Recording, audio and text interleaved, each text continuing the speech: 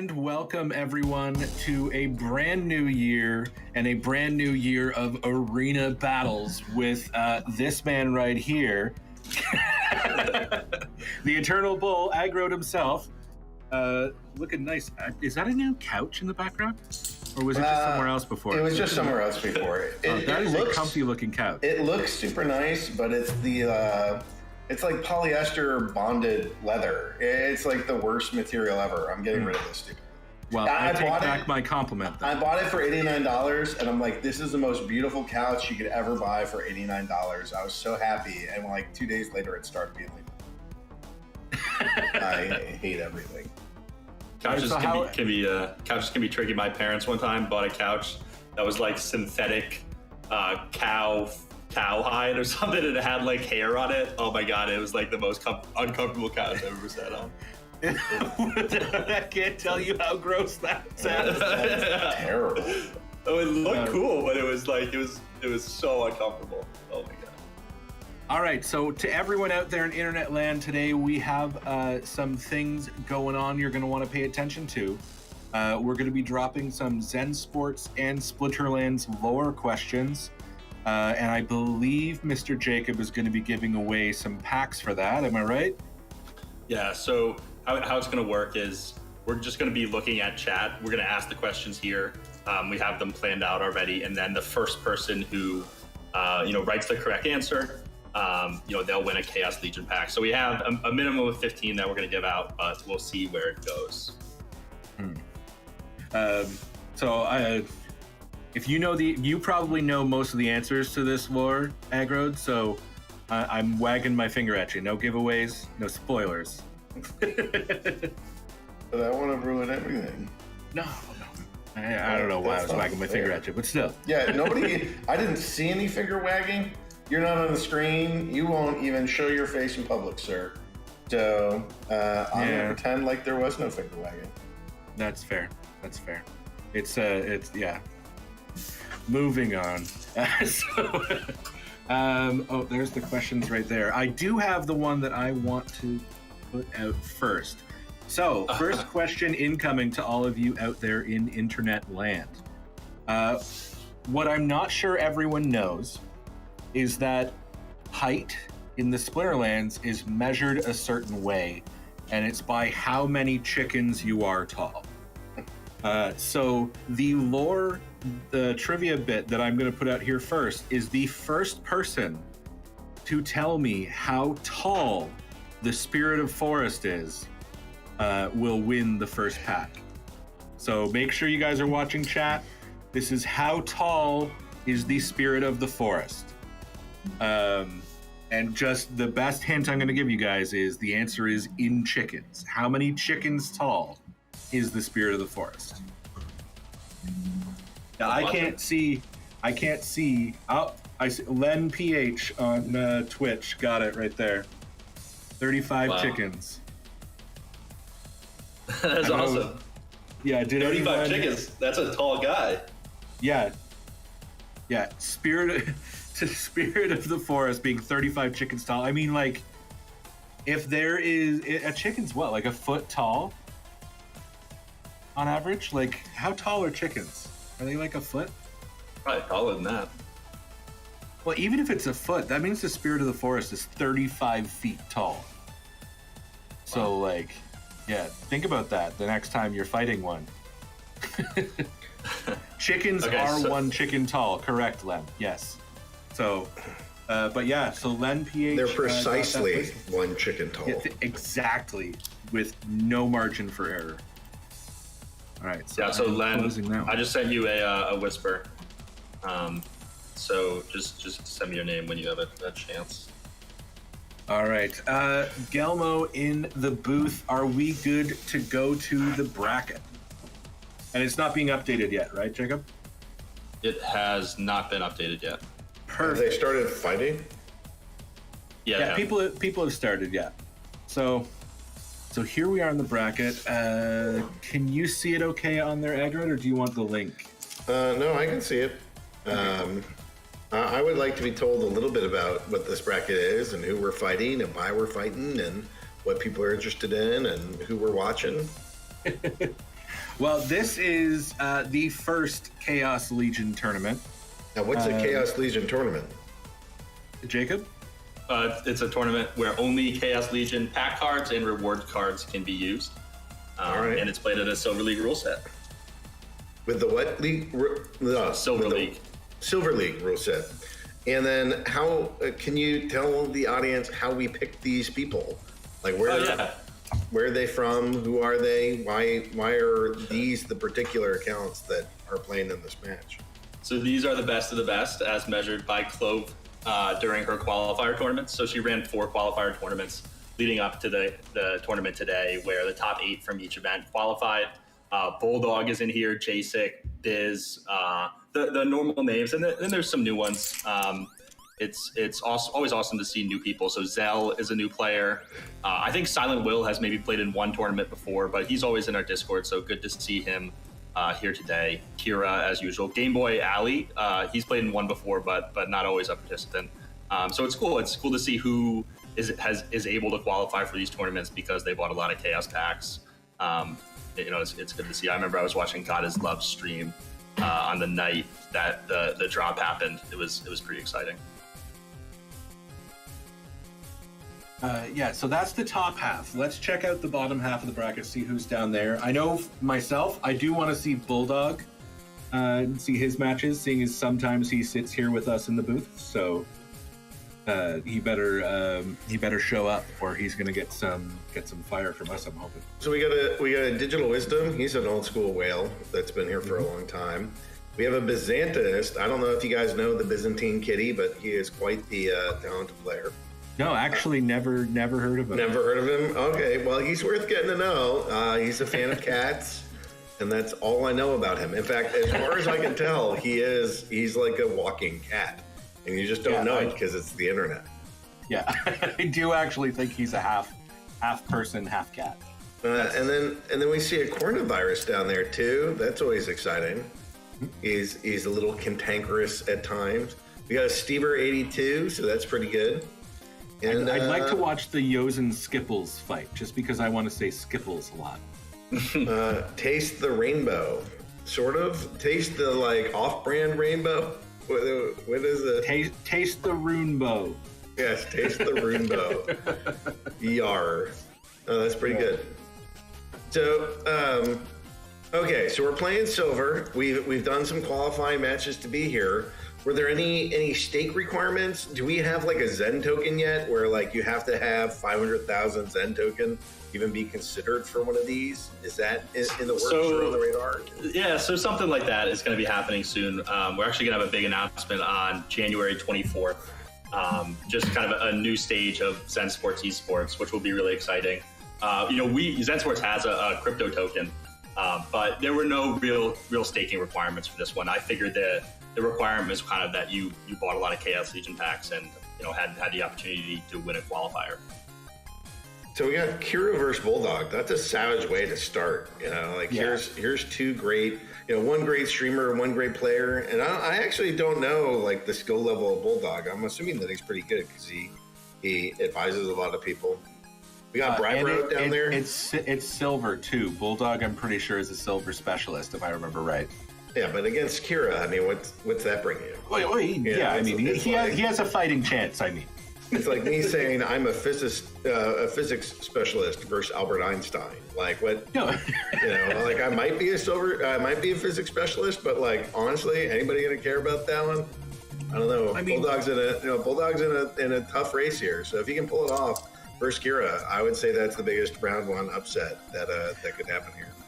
Well, speaking of round 1, though, the first match we have is Brybro and Jacek. Right. I think we can probably start off going to that one, and then maybe after we see that resolution, Jacob, you maybe do a Zensports trivia after that, just so you're ready. All right. Oh my God, I don't know any of these character names. I'm gonna be the worst. You guys are. God crap! I better go follow the links so that I can even talk about what this is. It's such an embarrassment. Well, it's brand new, and there's a lot to know. No, there's so much to know, and Chaos Legion is something that I barely even put my hands on. I don't know. But I see Dr. Blight. It looks like Dr. Blight's going to be involved. He's got a lot of debuffs. That's one of the things you got to be wary about. There is a lot of abilities on Dr. Blight, that is for sure. So talk us through who the summoners are and what their powers are. What teams we got represented here. What are we seeing? I am in your boat. I am looking frantically on the Splinterlands website right now for who these cards are. This is gonna be a rare. It's gonna be a fun day. Yeah. So Kelia Frendul. That's the summoner that is on the table. We're in the discussion right now. One of the rare summoners from the Chaos Legion set. We see this both the speed and the armor boost.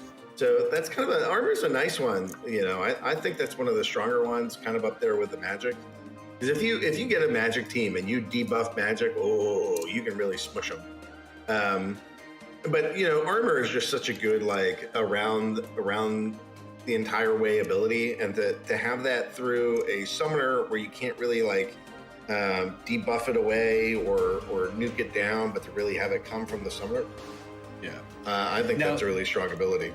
That card in the second position on Yasek's team is one of the 0 mana cards that are now Fiends. in every Splinter. Yeah, the Fiends. Yeah. So that is the Torrent Fiend. That's a good one. Mm-hmm. Those cards they kind of make the Furious Chicken look a little weak now.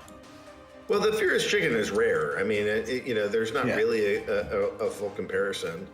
But now there's a reason for the Furious Chicken to be furious. Because it has to play second fiddle. Exactly. To Fiends. I mean, this tournament doesn't allow it, but there are ways that we can have more than one card like that in the game. Oh yeah, absolutely. All right, yeah. Let's get the battle going, and I got to start learning like the names of these things, so I can't just be like. And the thing with the pointy knife does the attack on the thing with the dark blueness. That could be fun too, though. Yeah. Like that gargoyle tank up front is one of the only cards I have that are almost maxed out. That Brybro has in the tank position there, and if you'll notice, doing a pretty decent job of that tanking right now. Yeah, the gargoyle. Yeah, the gargoyle's pretty good. And that's pretty strong for being just like a common neutral, Yeah, that's the thing. It's surprising how effective it is. Because like right now, look at this. Like that gargoyle is one of the only things left standing, and it's a common neutral card. So it's just another one of those things. Like don't just shoot for legendary everything. It's not always your best idea. Some of those common and rare cards are pretty damn good. So that's one for Brybro over Yasek. So let's go to match number 2, and we will see what cards we know nothing about in that match. Okay, all right. Who's that summoner? I already forgot her name. This is going to be a long show, fellas. Long show. We got Kelia Frendul, Thaddeus Obsidian. Brood, Obsidian, Tarsa, and General Sloan. So in this one in particular, there's Obsidian, and we're seeing Kelia Frendul. So Obsidian is from the green team, and the Kelia Frendul. Grundle? Like I would say Grundle that way. Kelia. But it could Kelia versus Obsidian. Kelia versus Obsidian. Yeah. Any thoughts on like what you think the outcome is? I'm seeing Blast in the rule set, so that probably plays a little bit of a thing. Let's see. Blast, I'd usually go with who's the fastest, so I think Brybro might actually take this one. That Sneak is going to blast the back 2 on that line. I think Brybro has this. I think it's an early out for Yasek. Let's roll this on 2 just to get her going while we talk. early. And for using that obsidian, like the green summoner there, that has the bonus to magic, and not using any magic cards is an interesting choice. There's a lot of blast. There's a lot of blast to your face, and there's not so much that seems to just absorb it, or like it seems like the low health characters that were over on Yasek's team didn't fare too good. No, it's because of that speed. I think that summoner choice for Brybro was partially what did it. Because getting those all that blast damage off first is hard to overcome. But that is surprising. Yasek already down in the lower bracket. That is shocking after the first round. But I mean, it is Brybro. It is Yasek in tournaments. I mean, Yasek is one of the best players that we have, but I don't think of him as being one of like the best tournament players that we have. Maybe I should. But. No, I guess that's true. Like, it is just a standard random match versus tournament mentality are two very different things. I think you're right about that. Well, last time you said that, Aggie, he won the tournament.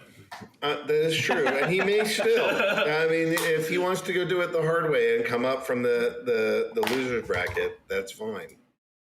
Yeah, maybe he just likes the extra challenge. Yeah, So- I just need this to be harder. So we do have the Bulldog and Kira match up next. As long as we have that ready, we can probably get that going. But Jacob, you got a Zensports trivia to throw out there? I do. I absolutely do. So I'm going to save my best one, but the first one I'm going to do is, what are the 4 cryptocurrencies that you can make a bet on Zensports in? The first person who lists all 4 in the same message will win a Chaos Legion pack. This also goes for entering tournaments as well. So we got Tarsa versus Thaddeus Brood. Tarsa rocking the melee and health benefits, whereas Thaddeus Brood is doing the -1 to magic and -1 to health. And in this case, it looks like they caught 2 magic users in that little -1 magic snare. So Man, that's some big damage on Bulldog's side. Wow. Just everywhere is massive damage. sometimes just going raw output is a good way to go. Yeah, the tidal wave avalanche approach, like it's hard to shake a stick at, especially when melee's that high. And you'll notice that, that some of that comes from having just like, the common and the rare monsters is that, sometimes just their pure stats are higher than what you would get with, the rare and the legendaries that have, bonuses and abilities. No, exactly. Excuse me. Let's roll this one, and we'll see how Kira fares against Bulldog's onslaught.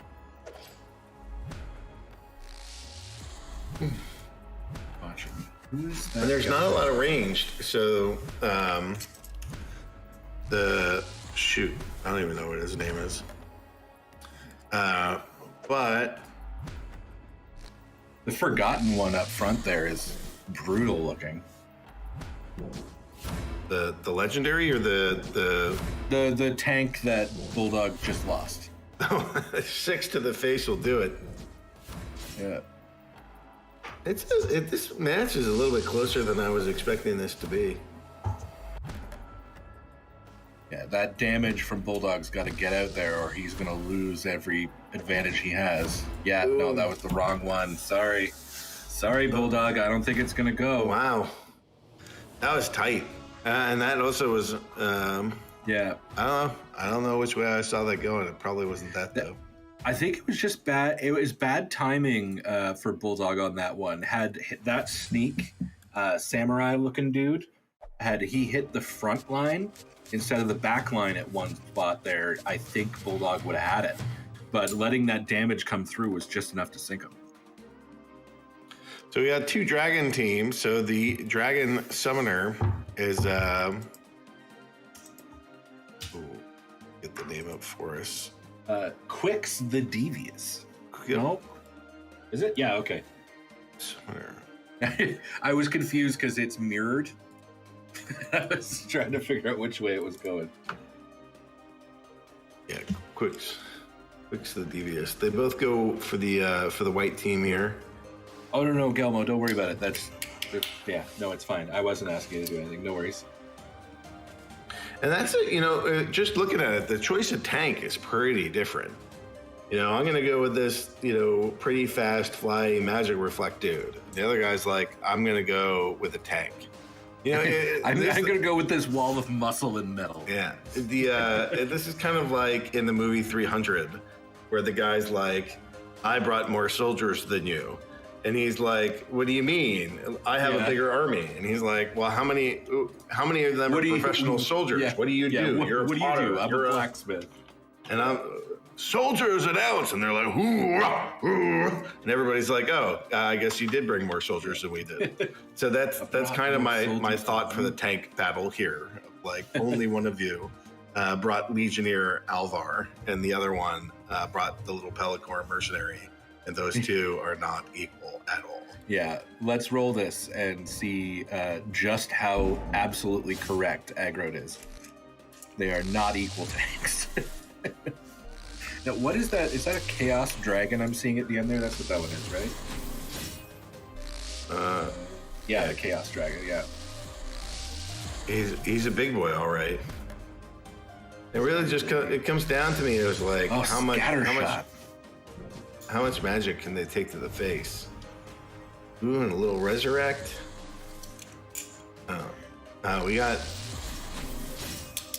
We've got a couple blasts in here. But the blast is not... Is that magic reflect or is it blast? Which one I'm looking? I'm not sure. I think it is... No, it's blast. That's absolutely blast. The other one is scattershot, the one in the middle. So those dragons actually fire randomly into the opponent's team. And they pull it off. Yeah. So randomly means they're not targeting anyone. Nope, it's just scattershot is just it fires at a random enemy. So a scattershot could hit Dr. Blay if he's camouflaged. I think that's an exception. Okay, so that is an exception. Okay. I think it's an exception, but we'll have to see. All right, so Bulldog out in the first round. Sorry about that. But we'll see how he does down in the lower brackets. Now, coming up next, we have Yozen and Skipples, which, I specifically asked for sillishly. I don't know. Skipples is a fun word. That's what I'm going with. So we could do that whenever. Let's see. Yeah. I have another... Before we go to that, John Roberts got the trivia question right. The answer is sports tokens, USD Tether, Bitcoin, and ICX. Nice.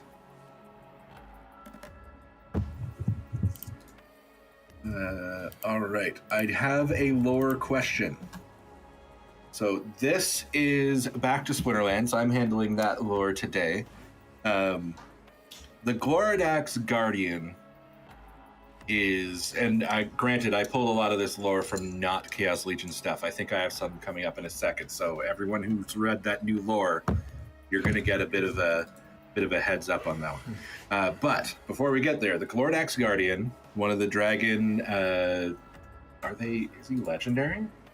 He's a legendary. Yeah. So a dragon legendary. He has an axe. It has a name. What is the name of the Gloridax Guardian's axe? So first person anywhere. Len, not quite. I'll give you that, but it's not spelled right. So I don't know. Jacob, judges? Yeah, I think. Let me check it. I was Acumen Axe, easy. Yeah. Well, that was the bean in French, Lefebvre. But Len was first with Acumene axe, so I don't know. Yeah, let's not. Len already did win the first one, so let's say you got to spell it completely right. It's got to be on target. So Lefebvre, I'm sorry, Len. Yeah, the bean. The bean wins this one. So we're back to. Let me know if it is the bean. Do you want to be called the bean? I gotta know. It's important. Then we're getting back to the match, where Skipples is rocking all the gold on that one, though. Gotta love that.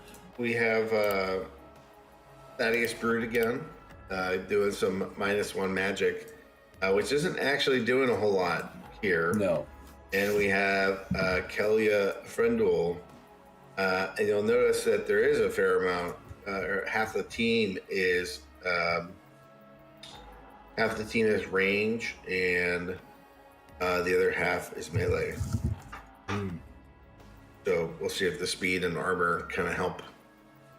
I think that speed is gonna rip. Oh, hang on, I can't remember who that guy is. The one with the Harclaw. Yeah, I remember. He's not gonna be fun. Well, you have noxious fumes in this too, so I see a lot of people dying rather quickly. True. I see 3 guys not making it out of round 1. Yeah, Maybe 4. Like half the people on the map are about to die. Yeah, I think Skipples has this one. I don't think Yozen's going to be able to handle all. Yeah, anyway, roll it. Let's see how this goes and how many are done at the end of the first round. I think you're right in that it's going to be like 3 or 4. It's going to be like the... what movie is that? Like Lord of the Rings, where they're like, so much death. How can men stand to be in front of so many dead? I forget the exact quote, but here we go. Little bits of heals. Those are gonna be good. Poison. And I guess Harclaw might pull this out just by refusing to die. That's always a viable strategy. Just like, I will not be killed by you. Now, in terms of that, when we were discussing scattershot versus camo, Harclaw makes it just from the immunity. Oh, you can't kill Harclaw. Poison him all day long. I was born in the poison. I didn't even know what non-poison was. Yeah, seriously. We got Obsidian and Tarsa, red versus green. For everyone out there who was thinking about the scattershot camo thing, Brybro is writing a post for the Knowledge Center on advanced gameplay mechanics, and he wants to add them to Splinter Bytes too. So if you want to do more research there, there's going to be lots of other places you can go to check that out. All right, so we got... I am a big fan of Tarsa, by the way. I think that she is my favorite summoner in the new ones. Not a lot. Oh no, there's 4 melee. That's getting a +4 out of it. Did no magic on that bottom. So Skipples is not using... Oh no, there's no magic on the top. I mean, it's not the -1, it's the +1. These are weird summoner choices. Do you think that's just because it's limited to chaos? Like, is there some empty spots in the strategies there, do you think? Yeah, it's unclear at that point. It just, it might be what's allowed. I guess there's 4 teams allowed, or 3 teams. I don't know. Maybe what cards they own. Who knows? Yeah. Well, let's see how it goes. That is a speedy tank up front there for Skipples.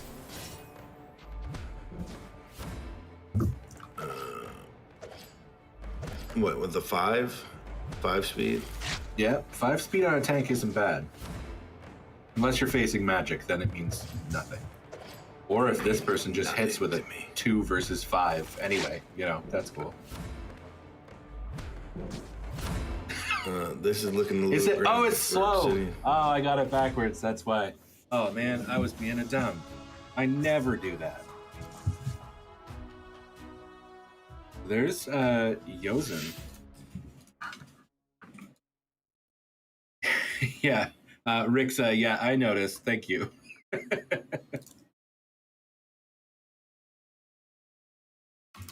The next one, yeah, I think we can go to Luthien versus Corna. Jacob, do you have another Zensports trivia? Sure.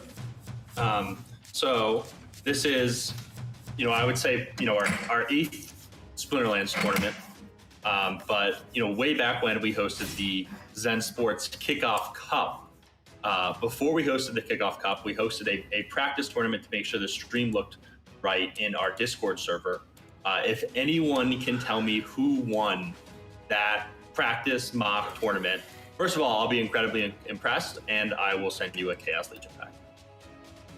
Nice. Yeah, I remember when Jacob mentioned that was one of the questions to me. I had to stare blankly for a second.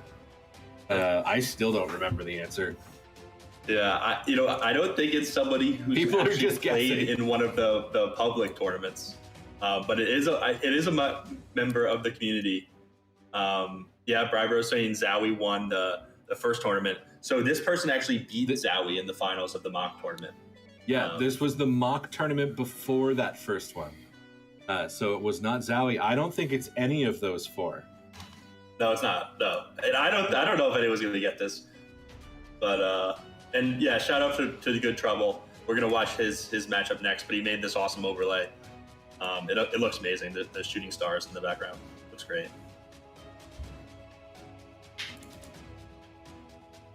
Yeah. So we have the two grunts in tank position here. That's a strong way to start. You got the mycelic morphoid, a little bit of that is a creepy a fungus up in here. Yeah, no, that mycelic card there, that is a horror nightmare. Well, there's the mycelic one, but then there's also Queen Mycelia, which the queen is the one that has all the ganglia coming out of her neck. Freaking gross. Yeah, that's a nightmare fuel. No, thank you. If these magic boys can survive, that speed is going to do nothing. Oh, and they don't. Well, so that's one for Corna. Corna's a tough one to go pull the wool over their eyes. It looked like Luthien was going to take it there for a second, but just last second, it all kind of fell apart. All right, so Kelly. Someone up here was saying the reason we're seeing the strange summoner choices is there's only one summoner per splinter. So you're kind of stuck with what you get in this rule set where we're only allowing Chaos Legion and rewards cards. That's why. Which makes sense. Yeah. All right, so we have Earthquake again. So you get, I see one card with flying. But I think that's it. It's just the Pellicor Mercenary that has flying. I think that's Mercenary. Yeah, this is going to be a lot more hit points on the bottom there, though. We'll see.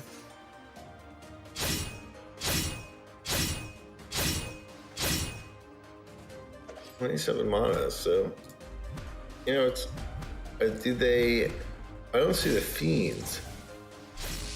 Where are my fiends at? Where are the fiends at? Maybe they don't have them. That's the only reason I can think of not to use a fiend. If you have an open spot, drop it in there. So it's got to be they don't have those ones.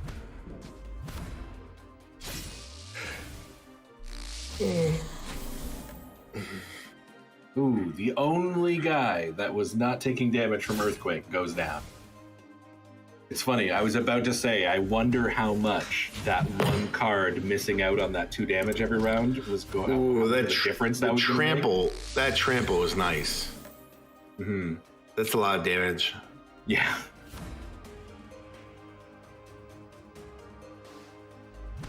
Boom. Yeah, this is the end. The trample again.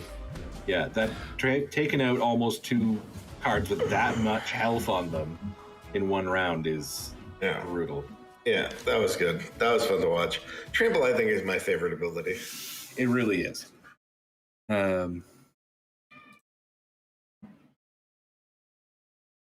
Bring me up. What do you want me to? Oh, I see. Yeah. Got So it. I don't see anybody having gotten the trivia question correct. I think honestly the only person would be Zowie. Some of the players who are in here I think played in it, but I don't know. Maybe we have to retire that question. Who was it? So it was Rainy. Oh yeah, I know Rainy. All right. Yeah. Look, can we ask a Rainy related trivia question? Yeah, of course. I got a Bulldog one for later too. Who is she married to? That's my trivia question to replace the one that no one could answer. Nate? Is it Nate? I think Luthien might have gotten it. It is Nate. She's All married right, to Nate. so Luthien then. Luthien 1289. Coronavirus beat you, but you beat everyone else in that trivia, so it all balances out. I mean, not from a tournament perspective, but from a karmic I was perspective. trying to be positive. Yeah. Just kidding. In any case, I think we are going to go to a break right now for a little bit. So all of you out there, you can watch some fantastic footage of various things. And when we get back, we're going to get back to round number 2 in this Chaos Legion Showdown, the first tournament of 2022. So we'll see you in just a few minutes. Enjoy the break.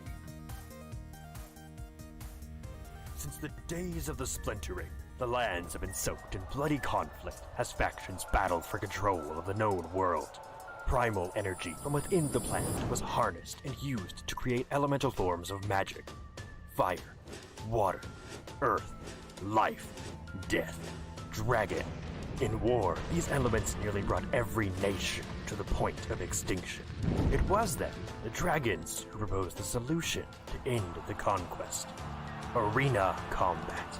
Battle mages would fight on behalf of nations using manifestations of elemental magic, settling disputes by assembling illusory creatures and minions to claim glory and victory.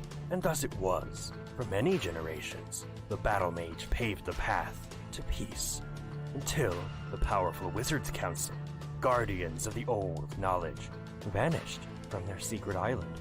Their fading magic revealed the continent of Praetoria to the world, and all took notice. With the discovery of a new land, ancient tensions began to rise. The dragons struggled to prevent past hostilities from resurfacing as the nations raced to gain the upper hand, sending out explorers to conquer the island. But a dark curse lay upon the land.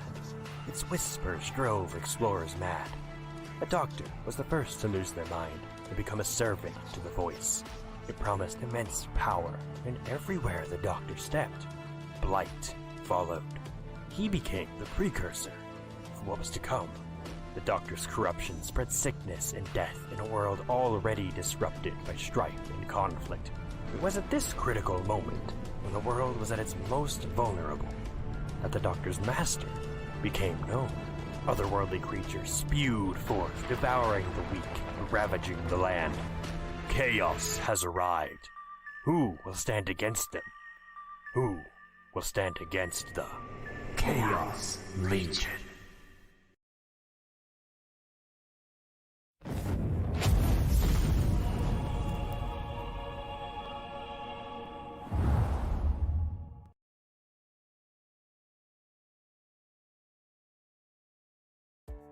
Sports betting is stuck in the dark ages.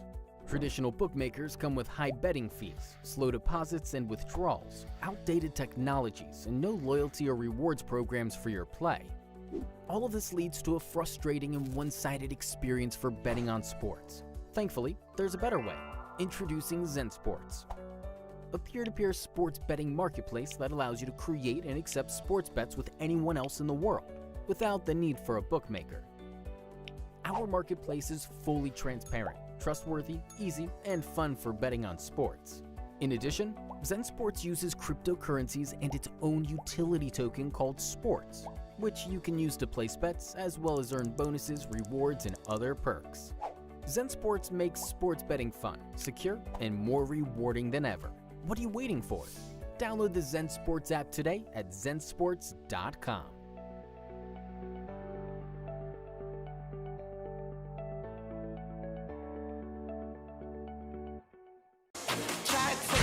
warning, it's an opening.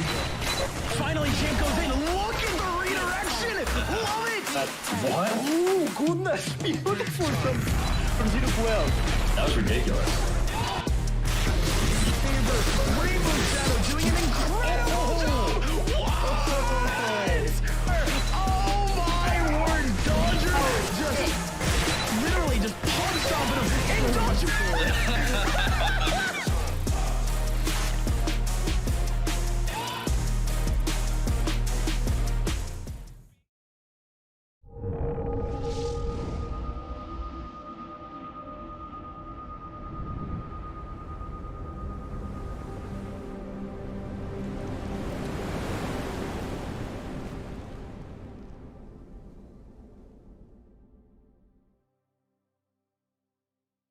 You have been selected to serve me as an arbiter of my will. I need you to piece together that which has been shattered, and mend that which is no longer whole. You must train and grow, honing your skills for the conflicts the future will bring. Time itself is one thing, in some places impossibly fragmented. It's up to you and the others I have chosen to heal this damage. Difficult though that may be, without time, everything else will be lost. Utterly and irretrievably lost. I know you didn't choose this life. I'm aware that I have plucked you from what you knew and placed you here in danger. Tasked you with the impossible, but nothing can be done now. I have cursed you to help me fix the flow of time. I cannot walk with you on this journey, but I will be there to provide aid and guidance when and where I can. I cannot directly render that aid, but I have many agents across the time stream to help you with this task. It's an arduous task, to be sure, but necessary one.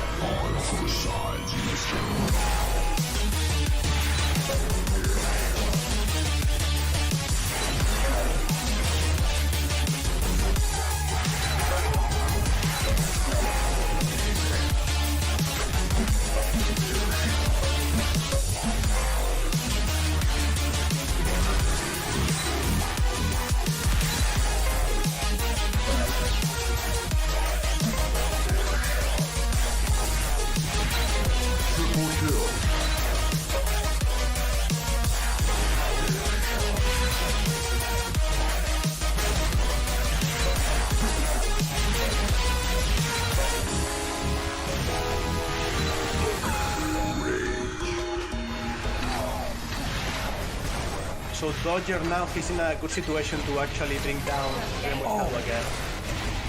And Dodger is... Did you see that? Yeah, oh my gosh, Dodger. Dodger is angry. Dodger is angry. What is Rainbow Shadow between you, Dodger? Triple kill.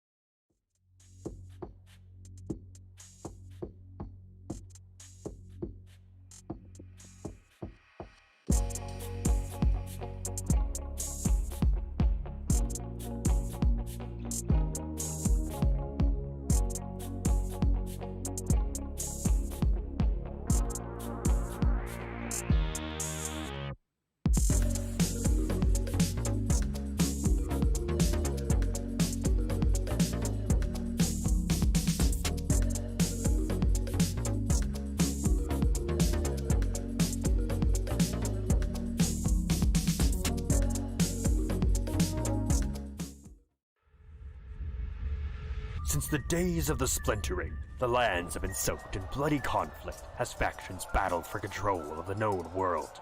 Primal energy from within the planet was harnessed and used to create elemental forms of magic. Fire, water, earth, life, death, dragon. In war, these elements nearly brought every nation to the point of extinction. It was then the dragons who proposed the solution to end the conquest. Arena combat. Battle mages would fight on behalf of nations using manifestations of elemental magic, settling disputes by assembling illusory creatures and minions to claim glory and victory. And thus it was. For many generations, the battle mage paved the path to peace. Until the powerful Wizards Council, guardians of the old knowledge, vanished from their secret island. Their fading magic revealed the continent of Praetoria to the world, and all took notice. With the discovery of a new land, ancient tensions begin to rise. The dragons struggled to prevent past hostilities from resurfacing as the nations raced to gain the upper hand, sending out explorers to conquer the island. But a dark curse lay upon the land. Its whispers drove explorers mad. A doctor was the first to lose their mind and become a servant to the voice. It promised immense power, and everywhere the doctor stepped, blight followed. He became the precursor for what was to come. The doctor's corruption spread sickness and death in a world already disrupted by strife and conflict. It was at this critical moment, when the world was at its most vulnerable, that the doctor's master became known. Otherworldly creatures spewed forth, devouring the weak and ravaging the land. Chaos has arrived. Who will stand against them? Who will stand against the Chaos Legion?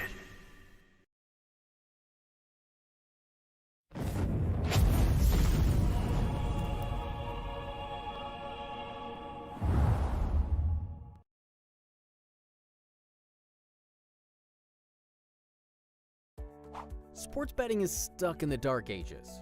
Traditional bookmakers come with high betting fees, slow deposits and withdrawals, outdated technologies, and no loyalty or rewards programs for your play. All of this leads to a frustrating and one-sided experience for betting on sports. Thankfully, there's a better way. Introducing Zensports, a peer-to-peer sports betting marketplace that allows you to create and accept sports bets with anyone else in the world, without the need for a bookmaker. Our marketplace is fully transparent, trustworthy, easy, and fun for betting on sports. In addition, Zensports uses cryptocurrencies and its own utility token called Sports, which you can use to place bets as well as earn bonuses, rewards, and other perks. Zensports makes sports betting fun, secure, and more rewarding than ever. What are you waiting for? Download the Zensports app today at zensports.com.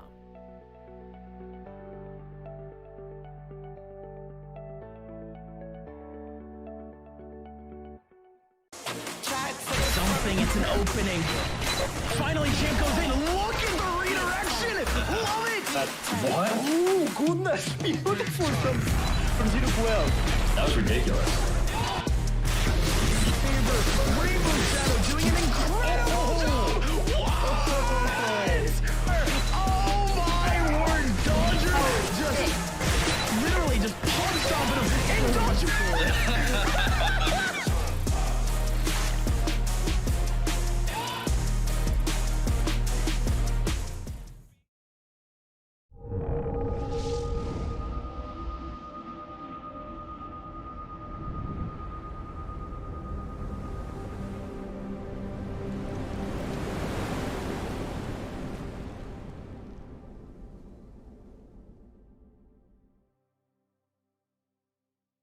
You have been selected to serve me as an arbiter of my will. I need you to piece together that which has been shattered and mend that which is no longer whole.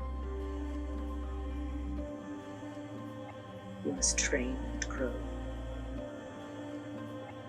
honing your skills for the conflicts the future will bring. Time itself is worn thin, in some places impossibly fragmented. It's up to you and the others I have chosen to heal this damage. Difficult though that may be, without time, everything else will be lost. Utterly and irretrievably lost. I know you didn't choose this life. I'm aware that I have plucked you from what you knew and placed you here in danger. Tasked you with the impossible, but nothing can be done now. I have cursed you to help me fix the flow of time. I cannot walk with you on this journey, but I will be there to provide aid and guidance when and where I can. I cannot directly render that aid, but I have many agents across the time stream to help you with this task. It's an arduous task, to be sure, but necessary one.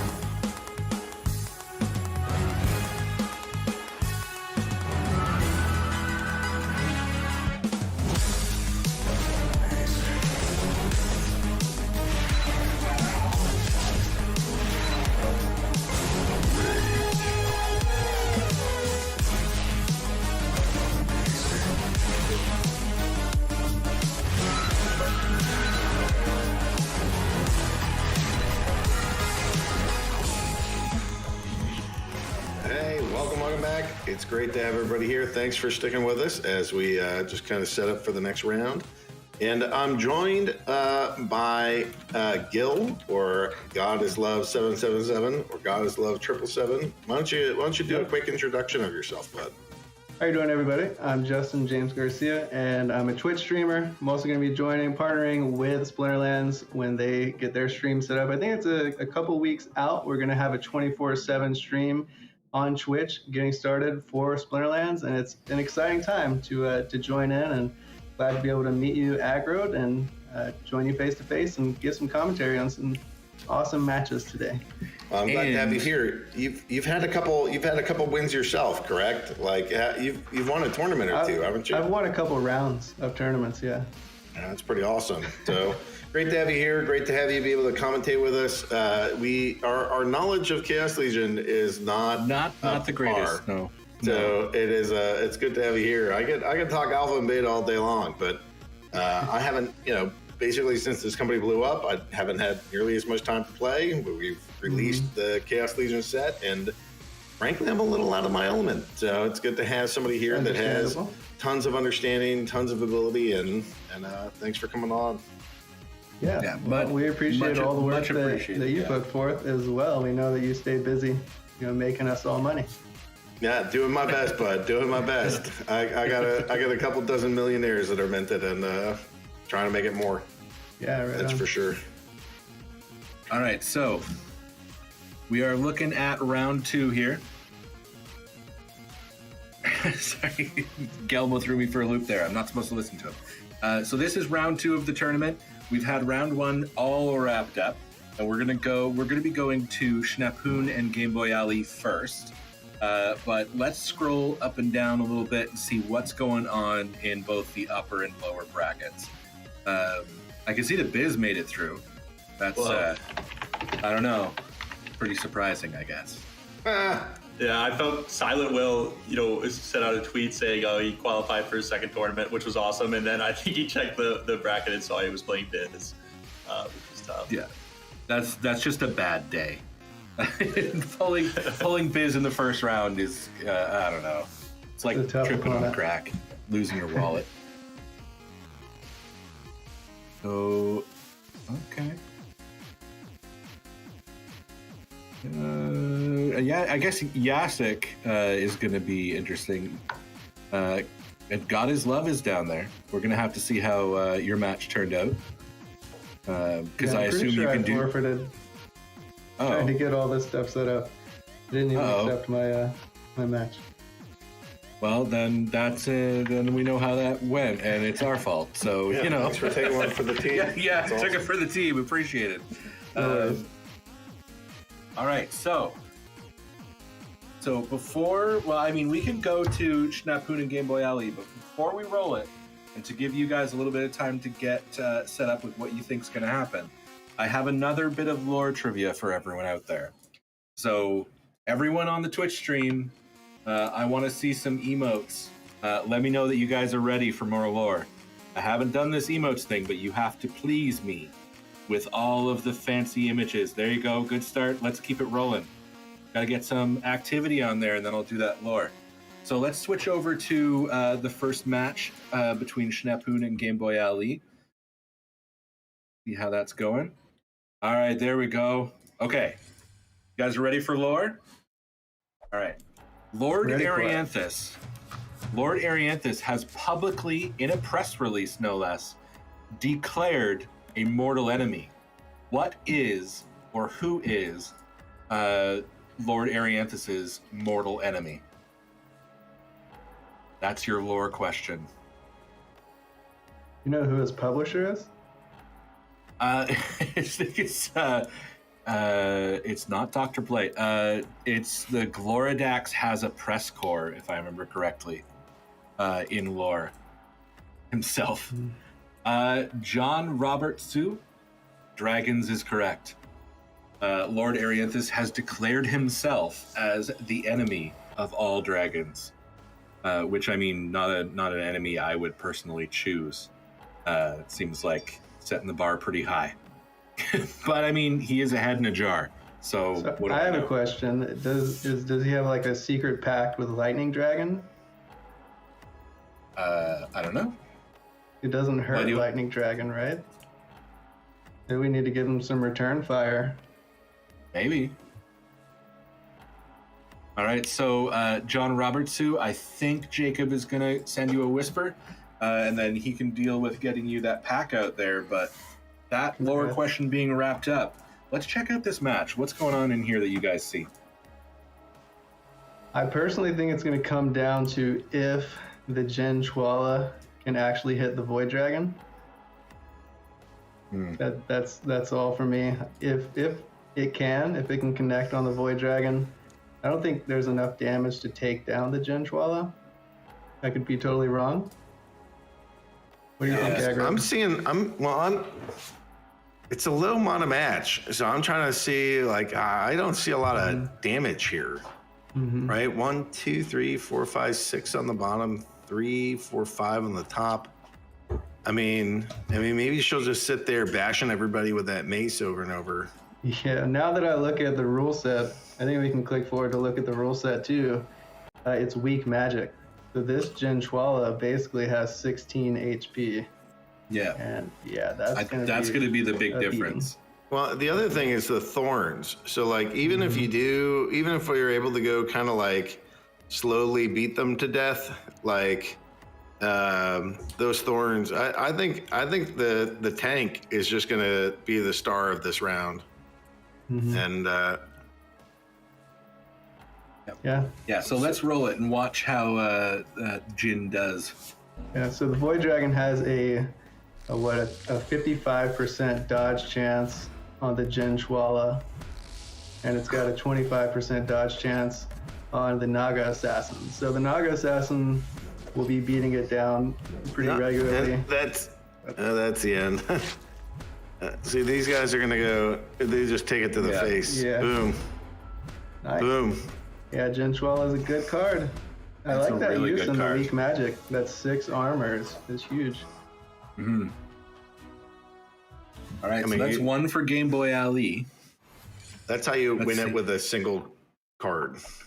Yeah, just undershoot the mana and just put Jin in there, and then just watch. Is that Gargoyle again? Like I said, I really like that Gargoyle. It's cheap too. How much mana is that? It's 6 mana. It's not that bad. Yeah, it's a pretty good card. You know, I normally Especially play if in combo. Champ, and it has Enrage, and it's actually pretty broken with the flying and the Enrage, but I don't know if anything can take down this Diamond Shark. This guy has been a beast as far as I've seen. Yeah. We'll see. Also, the Jin Oceanus. This is the first time, during the qualifiers we weren't able to use the Chaos Legion rewards cards. Now we're bringing in the Chaos Legion rewards cards. I feel like it adds a really great element to this competition. And that Jin Oceanus has got to be one of the best cards to come out from the Chaos Legion rewards cards and the Chaos Legion set itself. That guy is a monster. Yeah, definite monster. What's the best part? Is it the void? Is it the magic damage? Is it the high health? Is it all Everything three? together. Yeah, everything. Yeah, the it's the 5 total speed with the package. phase, with the void. Yeah. And 2 magic damage, that's damage every turn, Ignores the armor. A really good card. Well, let's check it out. Roll this, and we'll see how it goes.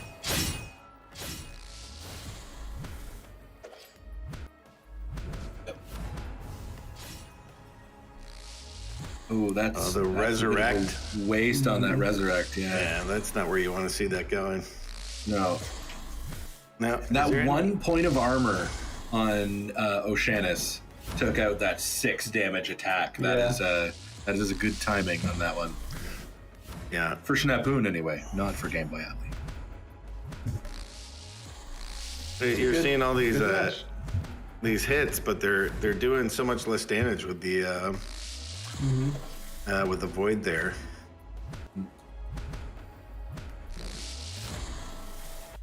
Uh-oh. It looks like we got a winner. Yeah. This Game Boy Ali taking it down. Way to go, Game Boy Ali. Yeah. All right, so that's 2-0. Nice. Schnapoon going down to the lower brackets, and Game Boy LE moving on to round 3. Next up, we have Brybro and Eros. You know, we made fun of that Resurrect, but that 4 armor on the Resurrect was really strong. It turned out okay.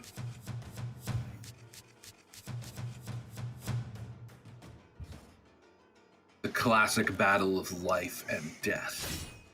General Sloan's up in there. Thaddeus Brood. Pellicor. What do you think of that Pellicor as a tank spot? That's a great tank. For 2 mana, you get 6 HP, you got 4 speed and flying. That's a relatively good dodge chance, but I think the Magic Reflect here might come in pretty handy too. Yeah, 2 magic attacks. The Crypt Beetle is actually going to be pretty strong here to mitigate some of those attacks from the mostly just ranged damage dealers. And then we're in the armored up rule set as well. So they're going to get a lot of armor. I'm not sure if they're going to make it through the Crypt Beetle. So normally, the Magic Reflect would be really good, but both of the magic dealers have Life Leech. So the damage that would normally take their health down is just kind of keeping them equalized. They aren't getting worse, but it's not better. Yeah. Mm-hmm. Well, let's roll it and watch how this happens, because that Life Leech thing. Poison on the first one. Yeah.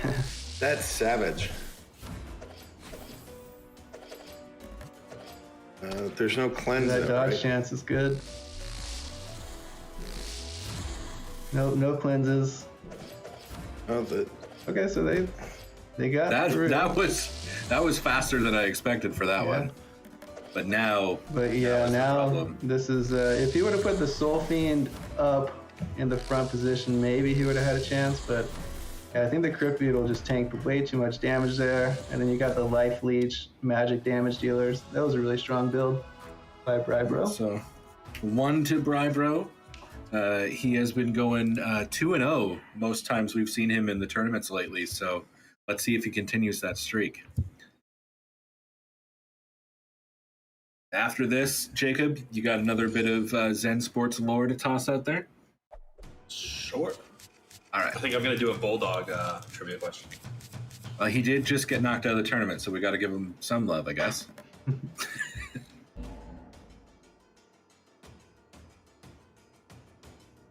I like this. He got paired up against Chaos Dragon. What about the Chaos Dragon? I like seeing the double Chaos Dragon. I think a lot comes down to that Scattershot RNG. We've got 2 Resurrectors here, and I played this mirror match one time, and my opponent's Chaos Dragon targeted my Resurrector twice and took it out before I was able to resurrect. But ouch. Yeah, we'll see how it goes. I think that the Adelaide Brightwing is a little bit better of a Resurrector here, but maybe the Inspire ability can beef up that deep lurker, and it can actually do some work. Yeah, well, let's watch the chaos as it begins here. I really like Scattershot. I love adding more RNG into things.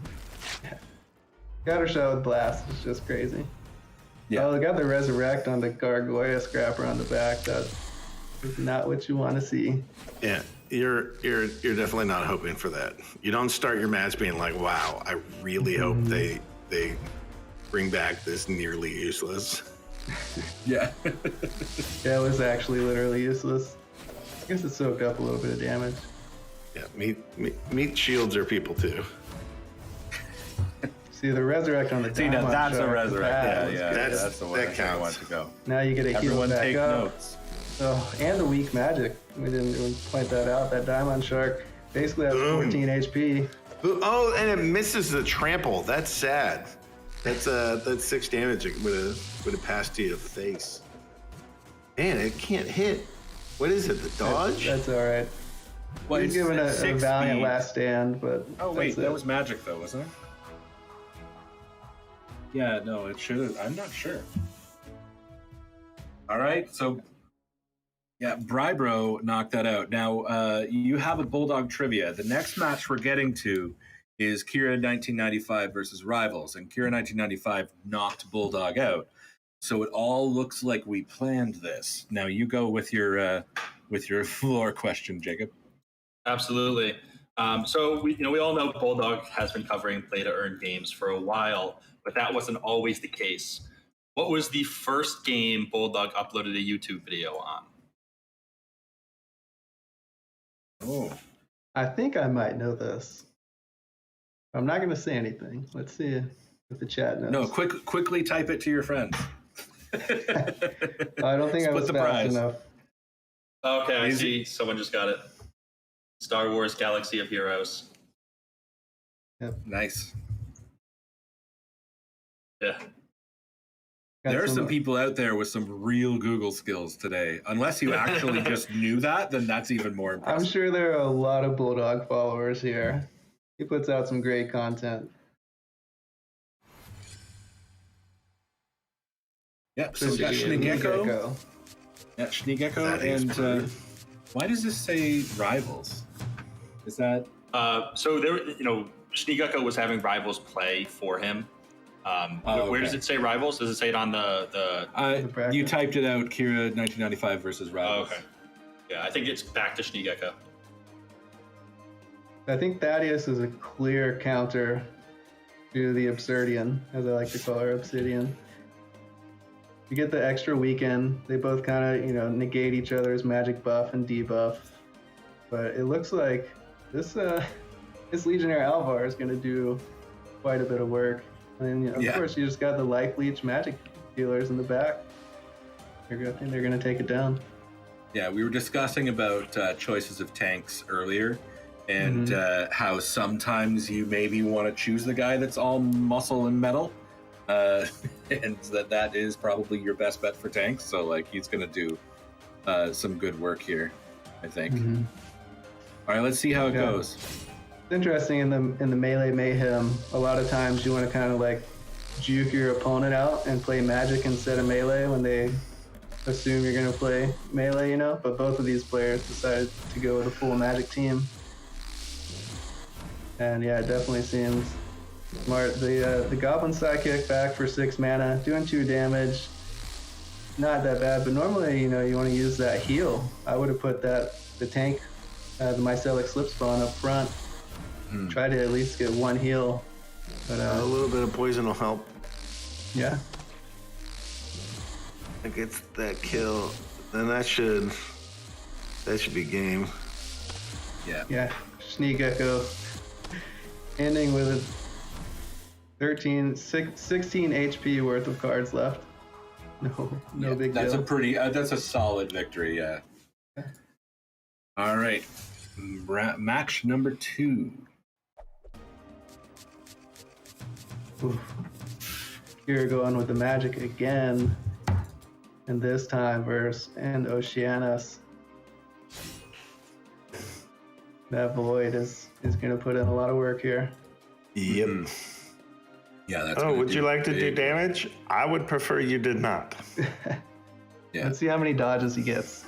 He doesn't have too high of a dodge chance. I'm surprised to see the Halfling Alchemist. I guess I was thinking that was I guess that's not actually a legal card. Uh-oh. So that should actually be Yeah, Jacob. I don't know, a disqualification on this match at least. Yes.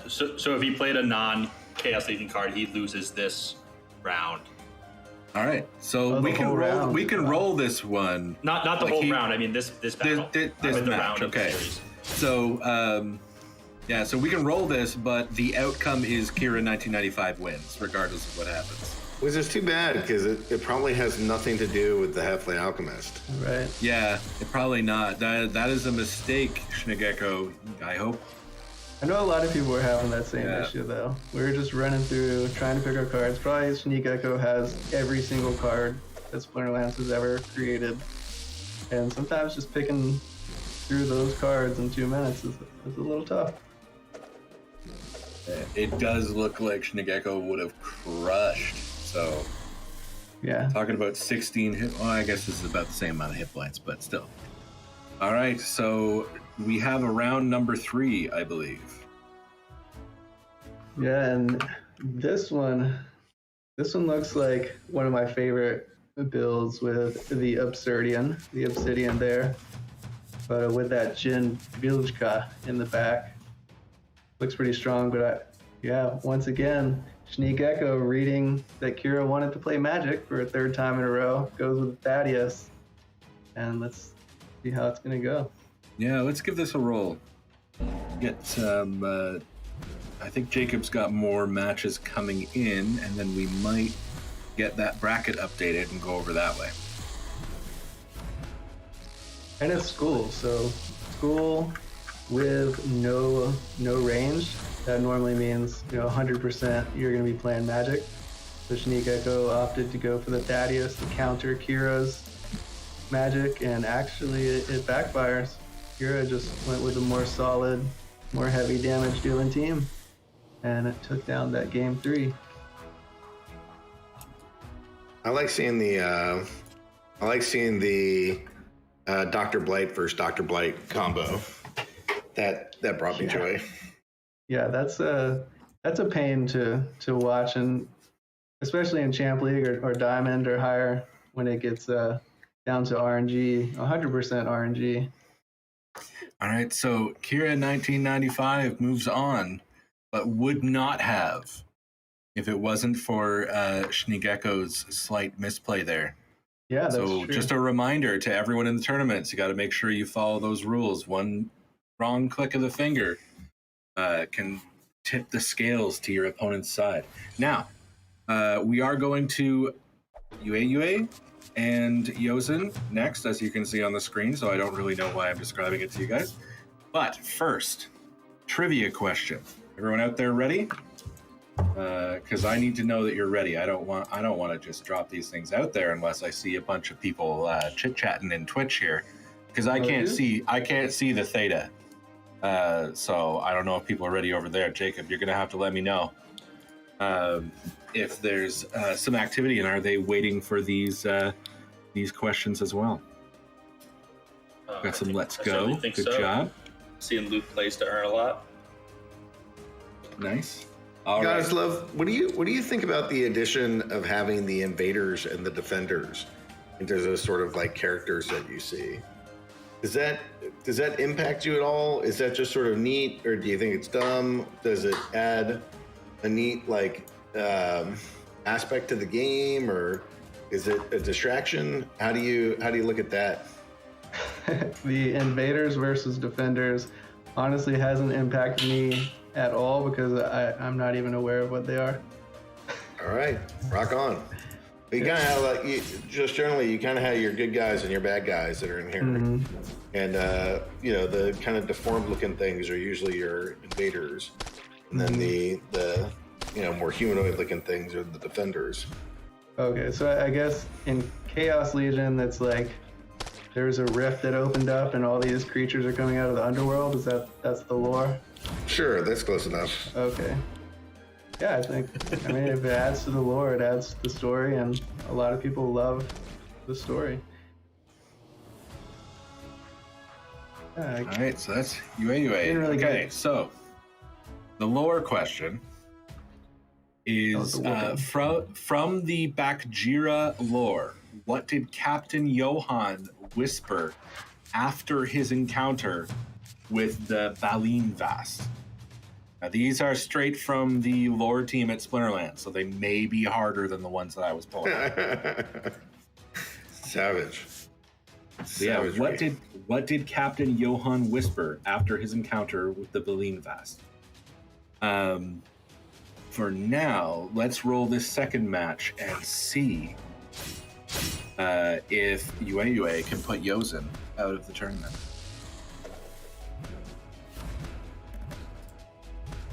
Or at least into the lower bracket. Okay. Now, Ecto Rotary Elite, I like your answer, but it's not correct. Rickson, you are the winner. Nice, the Gargoyle Scraper is, or the Gargoyle Lion, is doing work here. That was ripping through. Nice. Yeah, that Gargoyle he does work. Yeah. He needs you to show up every day and just do damage to the face. Are you willing to do that? Yes, I am. All right, great. Do that consistently. Right. Yeah, you're hired. So this is Stever versus Zell. So in the past, I think that we've seen that there's been some real strength in kind of the red and the green teams, and almost at different times weakness in the death team. Are you seeing the same sort of thing in Chaos Legion? How's the balance from like team to team?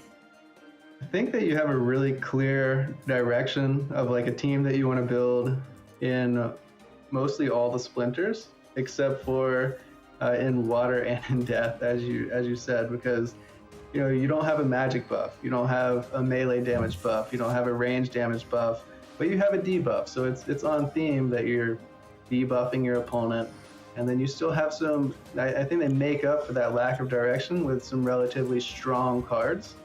You have the life leech, which is, you don't see that in other splinters. That life leech ability is pretty good, but I think that it would be awesome to see a low mana healer in death. I think that would probably put death over the top. But I love Thaddeus. Like as a champion player, I use Thaddeus more than any other summoner that has been printed in the Chaos Legion set. That's good to hear. I mean, death was really one of the least favorite options, and now you're telling me that it's your favorite. I mean, weaken is a great ability, and having that uncleansable weaken on the entire enemy team. If your opponent's playing 6 monsters, that's 6 damage that you started the game off with. That's pretty good. Now, Mr. Magoo is insinuating that you may be a bit biased towards the death team, by the way. That's correct. Yeah, Mr. Magoo probably has seen a lot of my cursed slime ball teams with their redemption ability. All right, so Zell takes that one. So we're going to see if this is another 2-0. What do you think about the introduction of Dr. Blight? How has he been received? Do you see him in a lot of the matches around there? I think he's probably in I don't have actual statistics, but from what I see, probably 70% of the battles have Dr. Blight. And it's a love-hate relationship. You love it when your Dr. Blight gets that affliction poison, and you hate it when your opponent gets it. Yeah, affliction is a big deal. So much of this game has been, how long can you keep players alive, and how long can you keep healing them, and then you just grind out the win. And your little affliction play is like, I see you trying to do that, and I will stop you right now. Yeah. I think that it's actually made a couple different splinters much stronger. I think it's made the life splinter and the water splinter a little stronger, because in life you have the truth speaker that has the cleanse and the heal at a low speed, and normally it can cleanse off the affliction, heal up your tank. And then the same in water, you have the mermaid healer. You have that cleanse, and then you have the new card. I'm gonna have to remember what her name is. Let me look it up. The river nymph has that cleanse as well. That's another great card. But nothing can kill the Kraken. That's been one of my favorite builds so far this whole season. With Chaos Legion, the River Nymph having the cleanse, the Mermaid Healer, but actually the Mardali Guardian has been one of my favorite cards. And you see that. You see the Mardali Guardian down there on the bottom on Steve R's team. And I'm not sure if it's going to be much better than the repair would have been on the Diamond Shark, but we'll see how it goes. Do you like it just for the heal, or what part of that? It gets strengthened and repair at max level, and repair and heal is a huge deal. Now that little double shot there was brutal. Not only did you do 5 damage, but then you did another 5 with the trample. That's savagery. Yeah, definitely a good card. A lot of big damage. Seen a lot of the Diamond Shark. How do you guys pronounce it? Demon Shark, Diamond Shark. Let me see how it's spelled. DIE. Diamond. Where is this one? It's Death? No, it's the water splinter. Water. Diamond Shark. Water.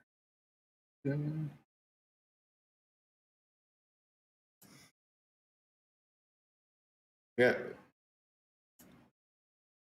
Diamond.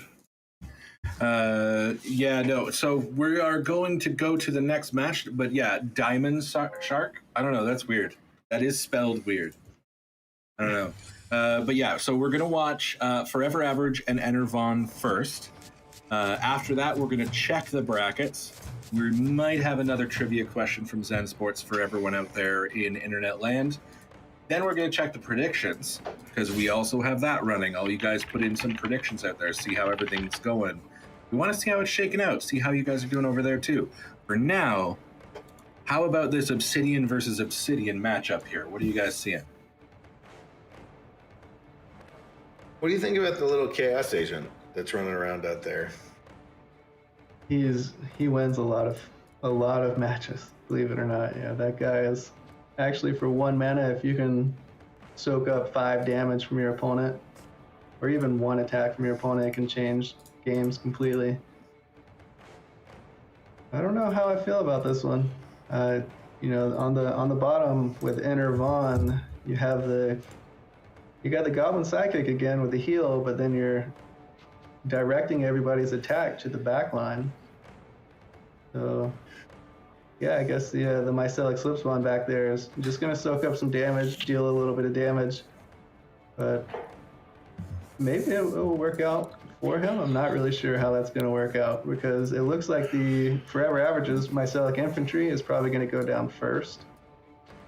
And then you're going to have your Mycelic Infantry remaining, and maybe you'll be able to heal it up. I don't know. All right, let's see. Let's see how it goes. Yeah, keep in mind the reverse speed. Reverse speed, yeah, that's probably why you see the Goblin Tower, the Mycelic Infantry, Goblin Psychic. These are all really good cards in their reverse speed.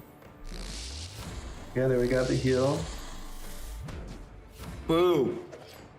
Yeah, he had a 0% dodge chance there, so I guess he got the affliction off. So that was a big affliction, and I think that seals the deal. Yep. All right, so Forever Average performing above average in this particular fight. Let's see if they can take out Enervon. I see what you did there, sir. I do work on my segues when I'm not on the air. I do my best. This is a great card. Which one? The Tusk of the Wide with the Void ability and 13 HP. This is going to be hard to get through. Yeah, that's rough. You got to get the poison on round 1 if you have any hope.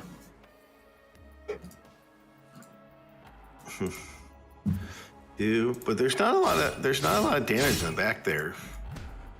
There's not. Oh, he did. He got the poison, and he got the misses on that. The Queen Mycelia, such a good card. Yeah, I think this could come down to a Dr. Blight difference. Just gonna chew through it. Yeah, you don't always see it, right? Like you can't always tell what's there and what's not. But and that was the little bit of. Dude, Dr. Blight has hit poison on every single attack. Yeah. That's sick. Yep, really good card. Yeah, I guess I hope you just enjoyed getting your face rolled basically single-handed by that Dr. Blight. And he did what he was meant to do, right? He's spreading the blight around. Yep. All right, so that is Forever Average moving into round number 3. And speaking of, that means the brackets are ready, and let's go check them out right now. He's like the Dr. Blight of your heart. Does he work for... Never mind. I don't want to get the stream. I see where you're going. Yes, he is a federal agent. That's all I can say. Got it.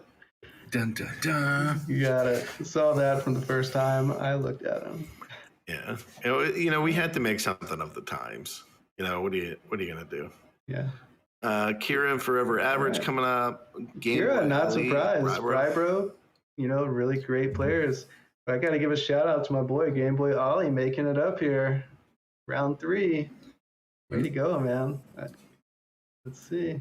Xanthonist, of course. To the surprise of no one. Yeah.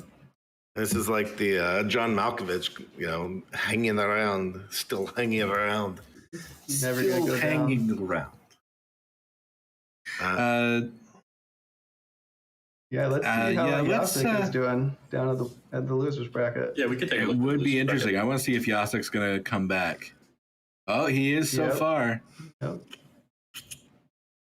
Got some good players down there. Yeah, he was just like, you know what? I don't play this game enough. So maybe if I give myself an extra game to play, maybe even 2, that would be excellent. Yeah.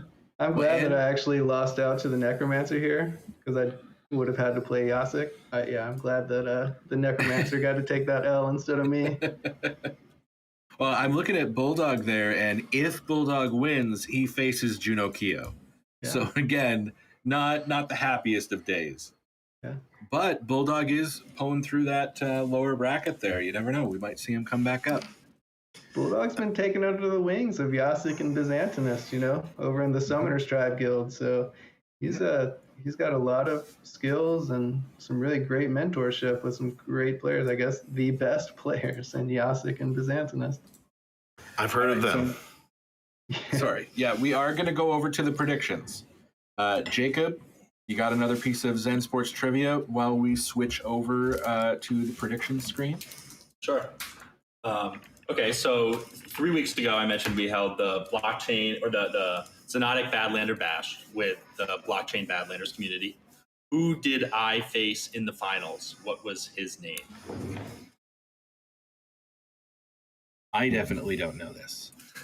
So this is going to be completely surprising for me. Hot Dog? Did you face Hot Dog? No, that is a Zenotic player's name, though. Well, if they weren't tough, Smoker Thousafraza, then you gotta have some, you gotta feel accomplished when you get these quizzes, when you get the questions right. But we'll give you guys a chance to think about that. Who do you see here on this predictions bracket? Who do you not see, I guess? Yeah, I guess that's Kira, Byzantinist, Blade Song up in the top. Where's Yasik? Yasik's usually pretty good at doing the prediction. Yeah. It's like the same people that know how to play are the same people that know who knows how to play. I don't know. Mm-hmm. So it's good to see. I gotta ask, Byzantinist should just not do a bracket so other people can get some Chaos Legion packs. He probably has enough for himself.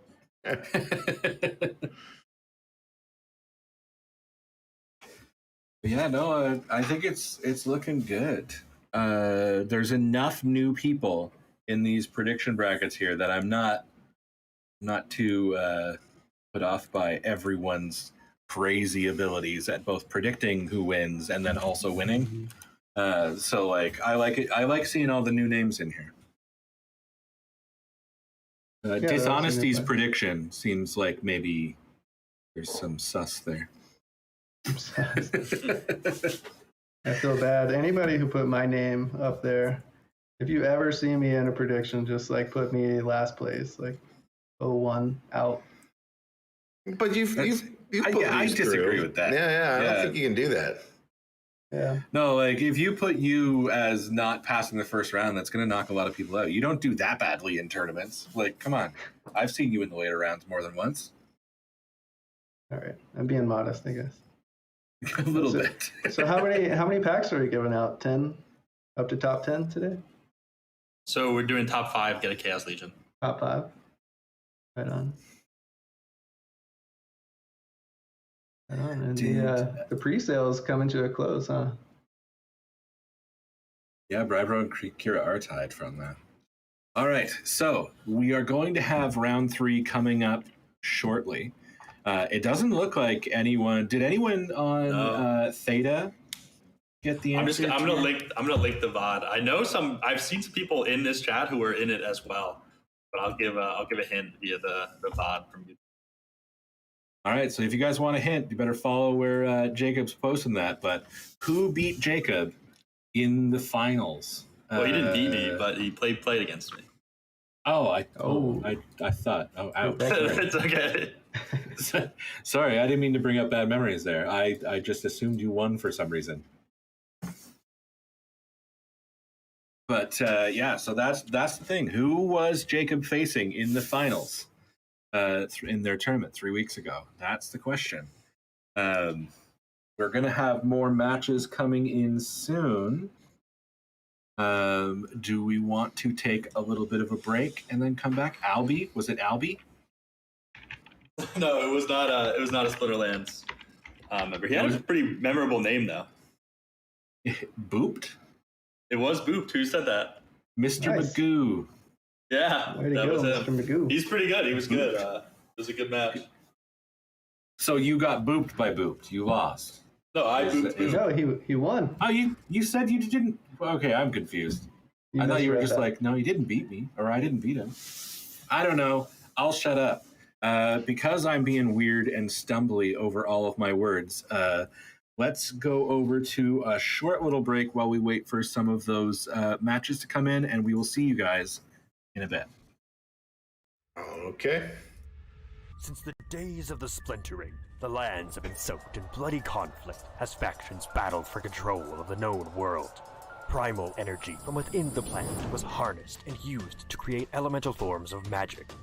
Fire, water, earth, life, death, dragon. In war, these elements nearly brought every nation to the point of extinction. It was then the dragons who proposed the solution to end the conquest. Arena combat. Battle mages would fight on behalf of nations using manifestations of elemental magic, settling disputes by assembling illusory creatures and minions to claim glory and victory. And thus it was. For many generations, the battle mage paved the path to peace, until the powerful Wizards Council, guardians of the old knowledge, vanished from their secret island. Their fading magic revealed the continent of Praetoria to the world, and all took notice. With the discovery of a new land, ancient tensions began to rise. The dragons struggled to prevent past hostilities from resurfacing as the nations raced to gain the upper hand, sending out explorers to conquer the island. But a dark curse lay upon the land. Its whispers drove explorers mad. A doctor was the first to lose their mind and become a servant to the voice. It promised immense power, and everywhere the doctor stepped, blight followed. He became the precursor for what was to come. The doctor's corruption spread sickness and death in a world already disrupted by strife and conflict. It was at this critical moment, when the world was at its most vulnerable, that the doctor's master became known. Otherworldly creatures spewed forth, devouring the weak and ravaging the land. Chaos has arrived. Who will stand against them? Who will stand against the Chaos Legion?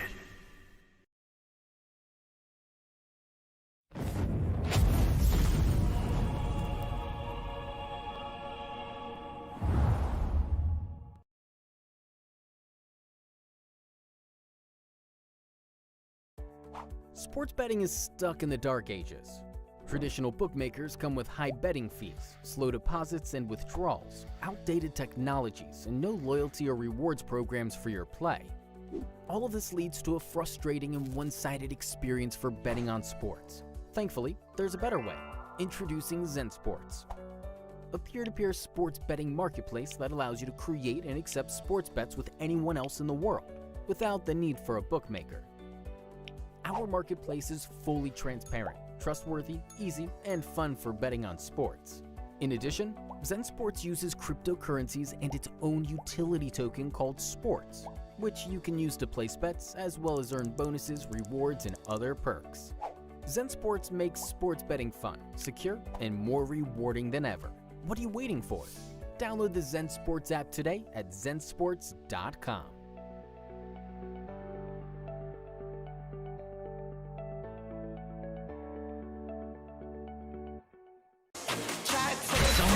an opening. Finally, Jim goes in. Look at the redirection. Love it. What? Oh, goodness. Beautiful from 0-12. That was ridiculous. Rainbow Shadow doing an incredible job. What? Oh my word. Dodger just literally just punched off of him. And Dodger.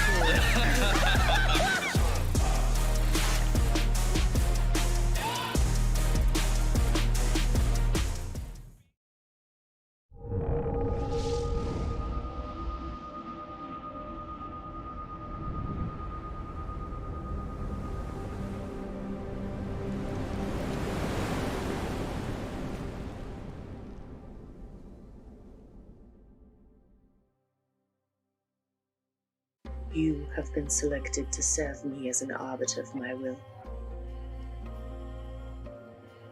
I need you to piece together that which has been shattered and mend that which is no longer whole. You must train and grow, honing your skills for the conflicts the future will bring. Time itself is worn thin, in some places impossibly fragmented. It's up to you and the others I have chosen to heal this damage. Difficult though that may be, without time, everything else will be lost. Utterly and irretrievably lost. I know you didn't choose this life. I'm aware that I have plucked you from what you knew and placed you here in danger. Tasked you with the impossible, but nothing can be done now. I have cursed you to help me fix the flow of time. I cannot walk with you on this journey, but I will be there to provide aid and guidance when and where I can. I cannot directly render that aid, but I have many agents across the time stream to help you with this task. It's an arduous task, to be sure, but necessary one.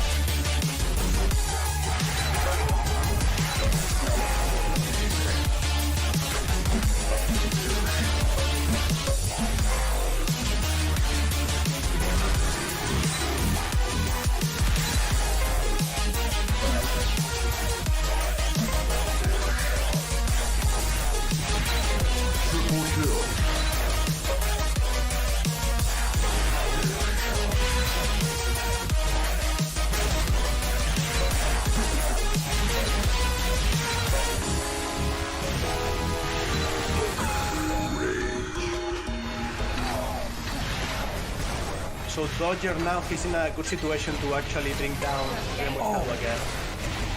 And Dodger is... Did you see that? Yeah, oh my gosh, Dodger. Dodger is angry. That's Dodger is so funny. angry. What is Rainbow Shadow between you, Dodger? Triple kill.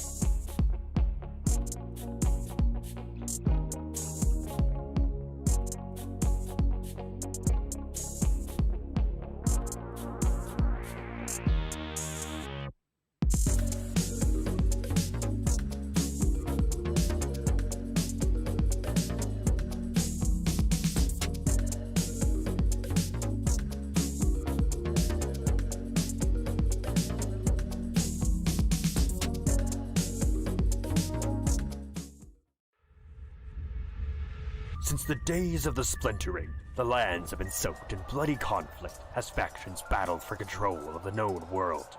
Primal energy from within the planet was harnessed and used to create elemental forms of magic. Fire, water, earth, life, death, dragon. In war, these elements nearly brought every nation to the point of extinction. It was then the dragons who proposed the solution to end the conquest. Arena combat. Battle mages would fight on behalf of nations using manifestations of elemental magic, settling disputes by assembling illusory creatures and minions to claim glory and victory. And thus it was. For many generations, the battle mage paved the path to peace. Until the powerful Wizards Council, guardians of the old knowledge, vanished from their secret island. Their fading magic revealed the continent of Praetoria to the world, and all took notice. With the discovery of a new land, ancient tensions began to rise. The dragons struggled to prevent past hostilities from resurfacing as the nations raced to gain the upper hand, sending out explorers to conquer the island. But a dark curse lay upon the land. Its whispers drove explorers mad. A doctor was the first to lose their mind and become a servant to the voice. It promised immense power, and everywhere the doctor stepped, blight followed. He became the precursor for what was to come. The doctor's corruption spread sickness and death in a world already disrupted by strife and conflict. It was at this critical moment, when the world was at its most vulnerable, that the doctor's master became known. Otherworldly creatures spewed forth, devouring the weak and ravaging the land. Chaos has arrived.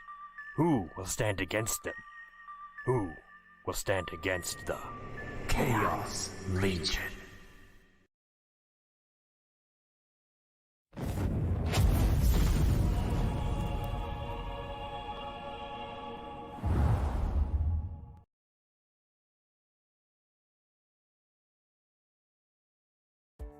Sports betting is stuck in the dark ages.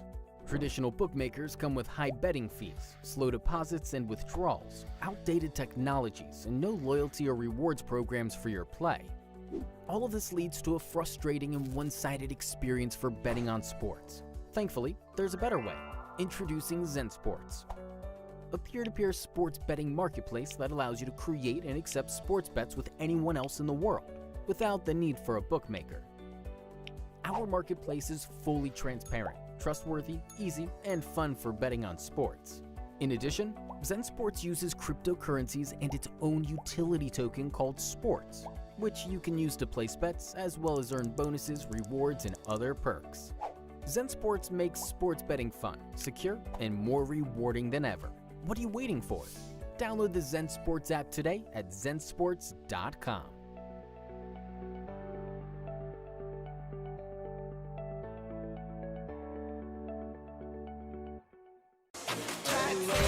Welcome back.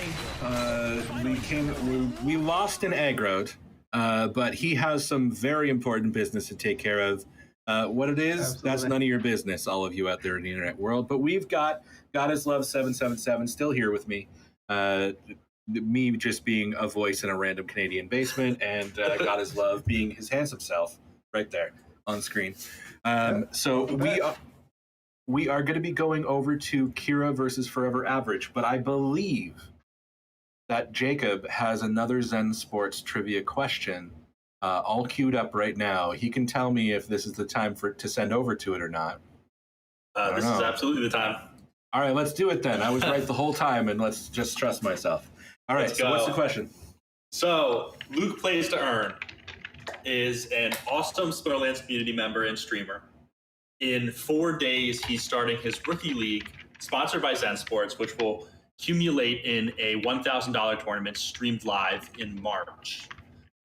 In this league, you can only use cards that are not legendaries or alphas or betas, and it's played at the rookie league rule set.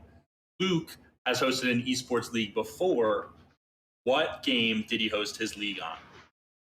First person to guess correctly wins a Chaos Legion pack. All right. Cardboard boxes. Oh, it's all the cardboard boxes behind you. Are you moving? I see. No, I run a publishing company with my family out of our house, so we sell books, and that's what we send them in. Seen two guesses, both are incorrect. No, it is not Sunflower Farmer. Not sure. I may send you a message afterwards, God His Love, if you're a publisher. That may need that. Sure.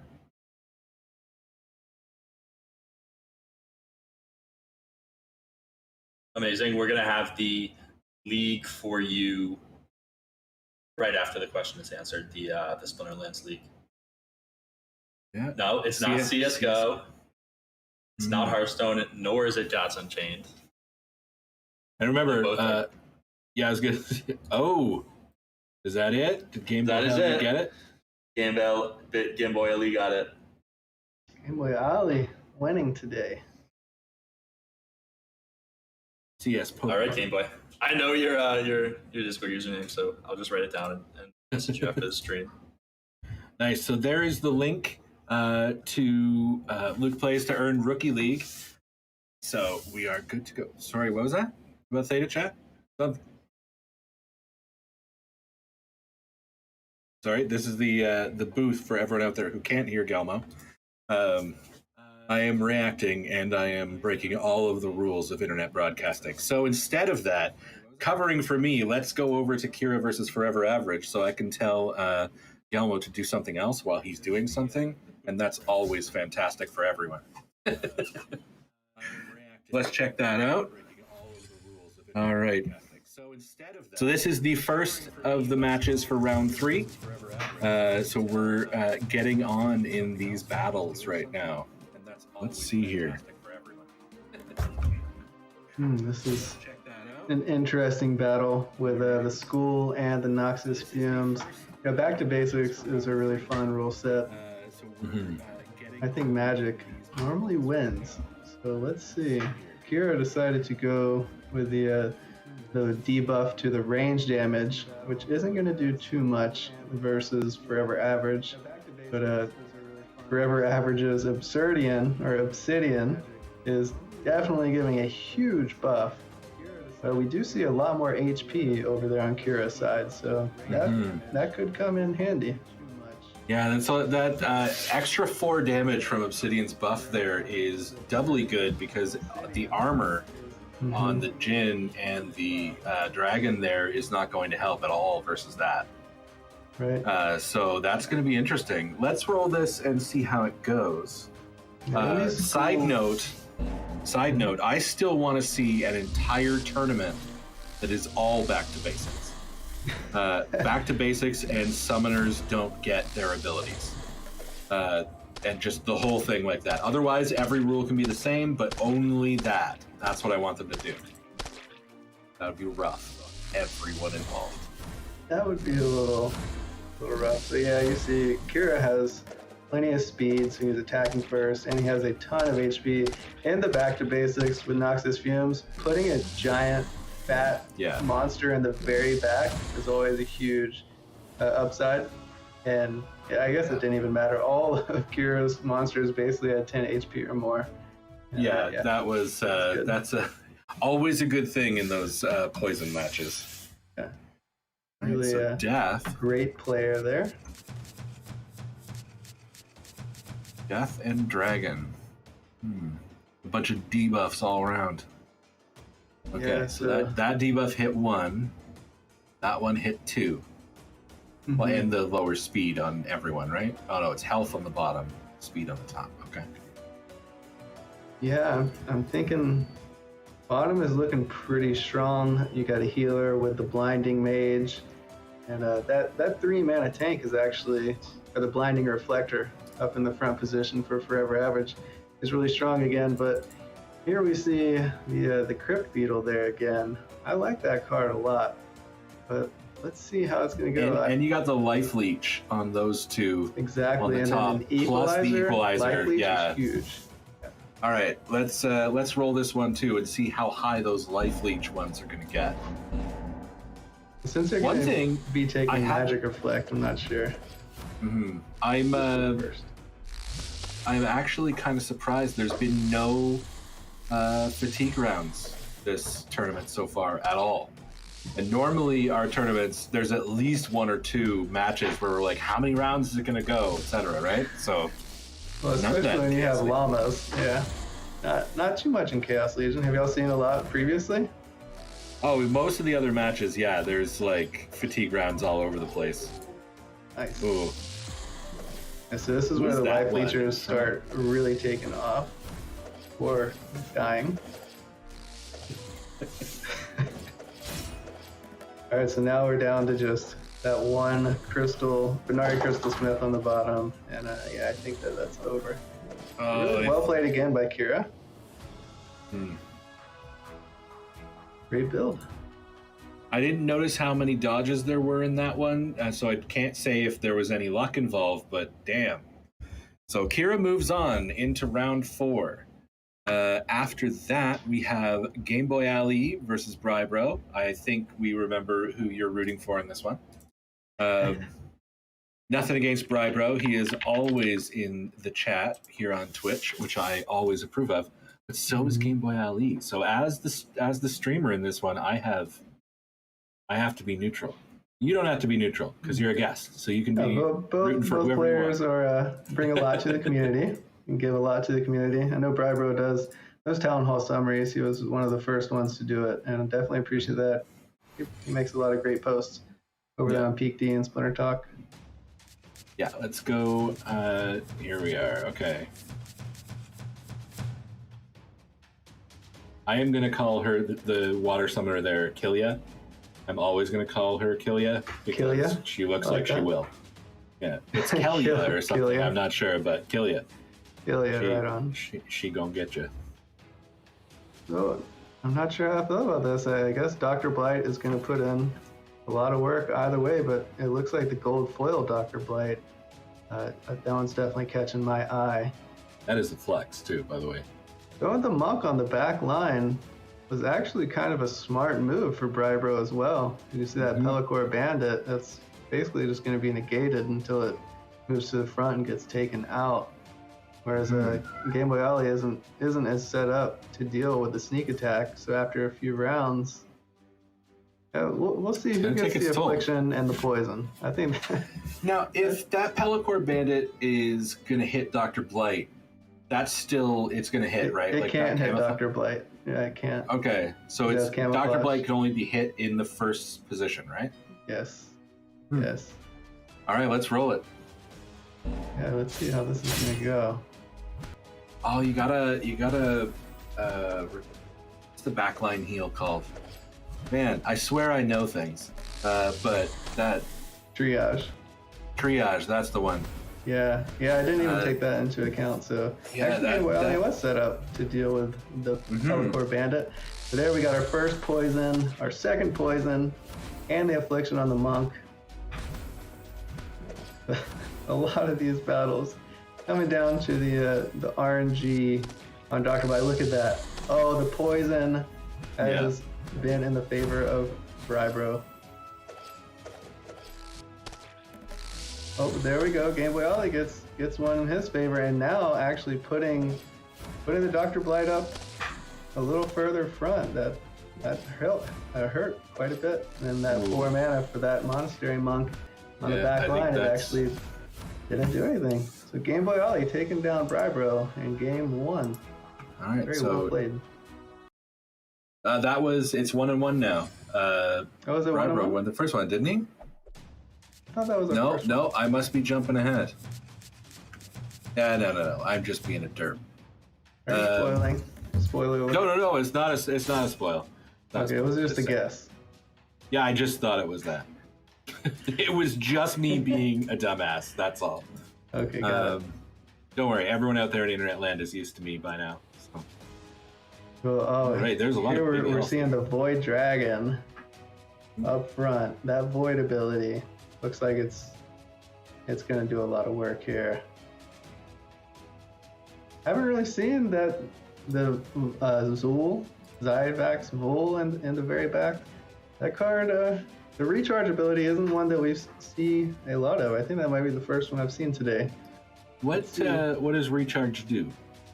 Recharge, basically, they only attack every other round. In round 1, they are charging. So it doesn't do anything until round 2. Except for, look there.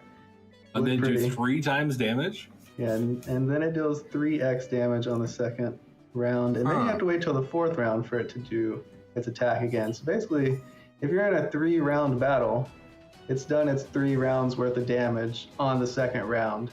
But it can be a powerful attack, but I've found that if your opponent has even 1 armor, it's going to prevent that 6 attack. Yeah. Let's roll this and see how it does. Does that get up to like 4 damage by level 40? Let me check. I can do these things myself. I don't need to worry about that. Let's see. So the Void Dragon there is doing quite a bit. Got afflicted, but we've got the Adelaide Brightwing in the back to bring it back to life. I love the Adelaide Brightwing. It's a great card, especially in the Earthquake rule set as well.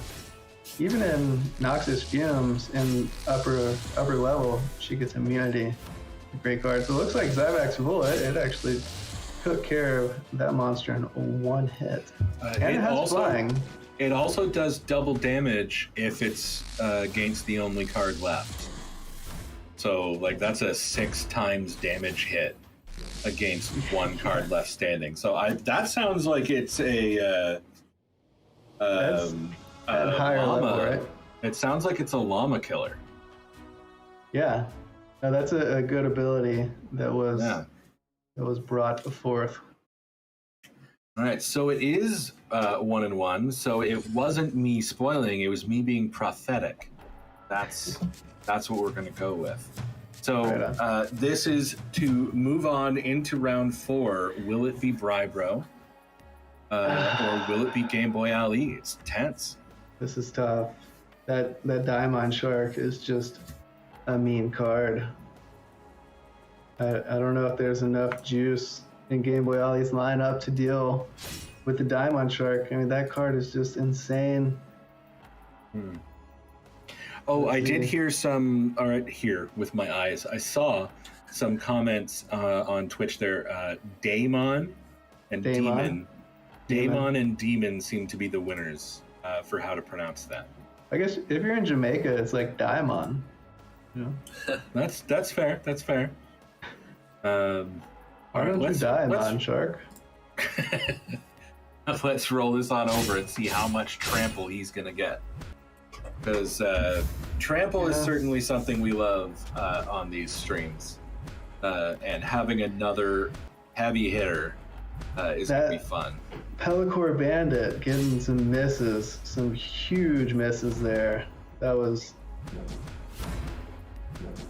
I've seen that, the Pellicor Bandit in the back. I actually got taken down by that earlier. That's a really good build. Look, another miss too. Of course, the Diamond Shark with that Enrage ability at 8 speed is tough to hit, and he dishes out a ton of damage. Really well played, Game Boy Ollie, but Brybro moving on to the next round. So Brybro's there. Next up, we got Zell versus Biz. I was interrupting the Gelmo in the booth there. I apologize for that. I couldn't let it go. I know they could. I know they couldn't hear you. I am aware. I heard me, and I thought I was rude, and I had to pull out my inner Canadian and apologize. So we'll just deal with it. All right. So Biz, even with Chaos Legion, already has all gold foil cards. Is anyone out there surprised? Didn't he buy like 15,000 packs? So not too surprising. He bought 15,000 packs. That's fair. That's fair. There's some big numbers in those top 6 pack purchasers. Yes. Who had the most? I think it was. I think it was Biz, and I think he and a couple other people. Yeah, I think there was a bit of a pool there for that one, but I do think Biz took number 1. I know Crypto Reaper was number 2, and he was not part of a pool. He just did all that by himself, which I thought was ridiculous. But I mean, if you can, why not? All right, so he is putting everything in the Chaos Dragon's hands. Yeah, I don't know. This one. I don't know how I feel about it. I mean, it's a big dude, but Biz over there has some good flyers. Who is in the middle on the back line there? Can you that's the acid shooter. In on that one? The acid shooter? Yeah, the fungus fiend and then the acid shooter. It's got the scatter shot. It deals 2 damage. I don't know, maybe he was just had 2 mana to spend and was like, yeah, I'll throw this guy in here. He'll do a couple damage. No sense in wasting mana, so I get it. Yeah. All right, let's roll this and see how this goes. I am not sure what's going to happen here. Well, it would take the Chaos Legion or the Chaos Dragon 4 hits on the Pellicor Mercenary there to take it out. I don't know if he has that. Oh, maybe he does. Yeah, I was going to say that earthquake really super close. Super close. Oh, 1 hit point. Yeah. As soon as the blast took out the back line, I thought maybe he'd do it, but no, that was a good fight. All right, so that's 1-0 for Biz. Let's see, is this a sweep or is Zell going to come back? Was this? I don't think that was the right match. This versus Biz too? Yeah, that was Biz. But the second match that we're seeing now. Oh, Catland is Biz. Oh, Catland is Biz. Okay. Yeah, no, don't worry. Yeah, I was just translating it in my head. I should have known, right? I mean, it does have Anything to do with cat in it. Yeah, Biz is like 50% cat themselves, so that's how it goes. And again, all gold. I am just mesmerized by this every time, but you know. This card here, I love this card. The Desert Dragon is so much fun, but that Tusk of the Wide has so much hit points. I'm not sure we're going to see too much trampling. As much as I would love to see it, let's hope for Zell's sake that they get a poison off really quick. But I'm not sure they have enough damage. When you max out, Desert Dragon does double damage against targets that cost 10 or more mana. That's crazy. Yes. 12 Out damage. of the bag, it does 12 piercing damage to the Kraken. Oh. Yes. Wow. Love this card. Let's roll that. It's not going to play much here, I don't think, obviously, because it's only a level 2, but damn. That is quite the ability. Oh yeah, and it's a sniper rule set. Gotta remember that. Are we gonna get... No, it didn't get to attack, it didn't get to trample, and that is it. So Biz throwing that Chaos Agent in the back to soak up that sniper damage. That was big, that was smart. He played all melee monsters, so no snipe attack, except for on the 1 mana that he wasted in the back that was just like, yeah, I got this mana here, you can attack this guy for a little while I attack you with all my melee monsters all over the place. And it definitely worked out. So the last matchup for this round is Yue and Half Blue. After that, if the brackets are good, we can go to the brackets after this. Just to double check, and hopefully people are already fighting the next round, so we should be good to go. Looks like this is a Noxus Fumes. Yeah, Noxus Fumes and then Armored Up rule set. So what you expect when you have Armored Up, you assume your opponent's going to play Magic. In this case, Yue went with kind of a fake out and is throwing some sneak attack monsters on here. We'll see if that will help him, but we see both players have a Heartclaw. A Heartclaw, of course, has immunity. That immunity, yeah. So, yeah, no, we'll see how that goes. Yeah, it seems like yeah, I'm not really sure. That we got the Scavenge there too. I forget the name of this card. I'll have to look up the name of this card, but that's a really cool card. What is it? I'm gonna go look it up. Let's play it out. The Riftwing. I don't know why I couldn't remember that. Riftwing with the Scavenge is probably going to soak up any damage before the Heartclaw can take some damage. But I think we're going to have a Heartclaw on Heartclaw battle. Yeah, I think so too. You see, it's 2 deaths on the bottom, 1 on the top. Oh, the backfire. It's actually the Riftwing dealing some damage there to the Heartclaw. It'd be interesting. I mean, Yue has 1 more armor. Yeah, that's interesting. So that's an extra attack right there. So you see the backfire from that Riftwing. I believe won the battle. Yeah, won the battle for him, I guess. Yeah, that's definitely. Can you miss? Can they miss right now? Do they have any miss chance? No, they have equal speed. So no. I wasn't sure if there was just always a miss chance. Like a 0.01 miss chance. That was a squeaker. 1 hit point left. That backfire. That was it. Yeah. That was the game changer. Great card there. Right. Get your Riftwings while you still can. Like Yue going with the Riftwing again. And we're in a sneak rule set. Ooh, so we got Jinchwala on both sides. And, that's a solid position in that sneak rule set for sure. And we see the Cursed Wendigo in the 5th slot for both players. So let's see what it's going to come down to. We have a big front line for the top side, and got the Riftwing for. Ooh, and got the poison right there, right away. Let's see how this is going to turn out. It's going to be interesting. I think the Heartclaw is going to do some work. That is always. I think that's always true. The Heartclaw always does work. Yes. There's a reason the Heartclaw is so popular. That's for sure. That immunity is so big.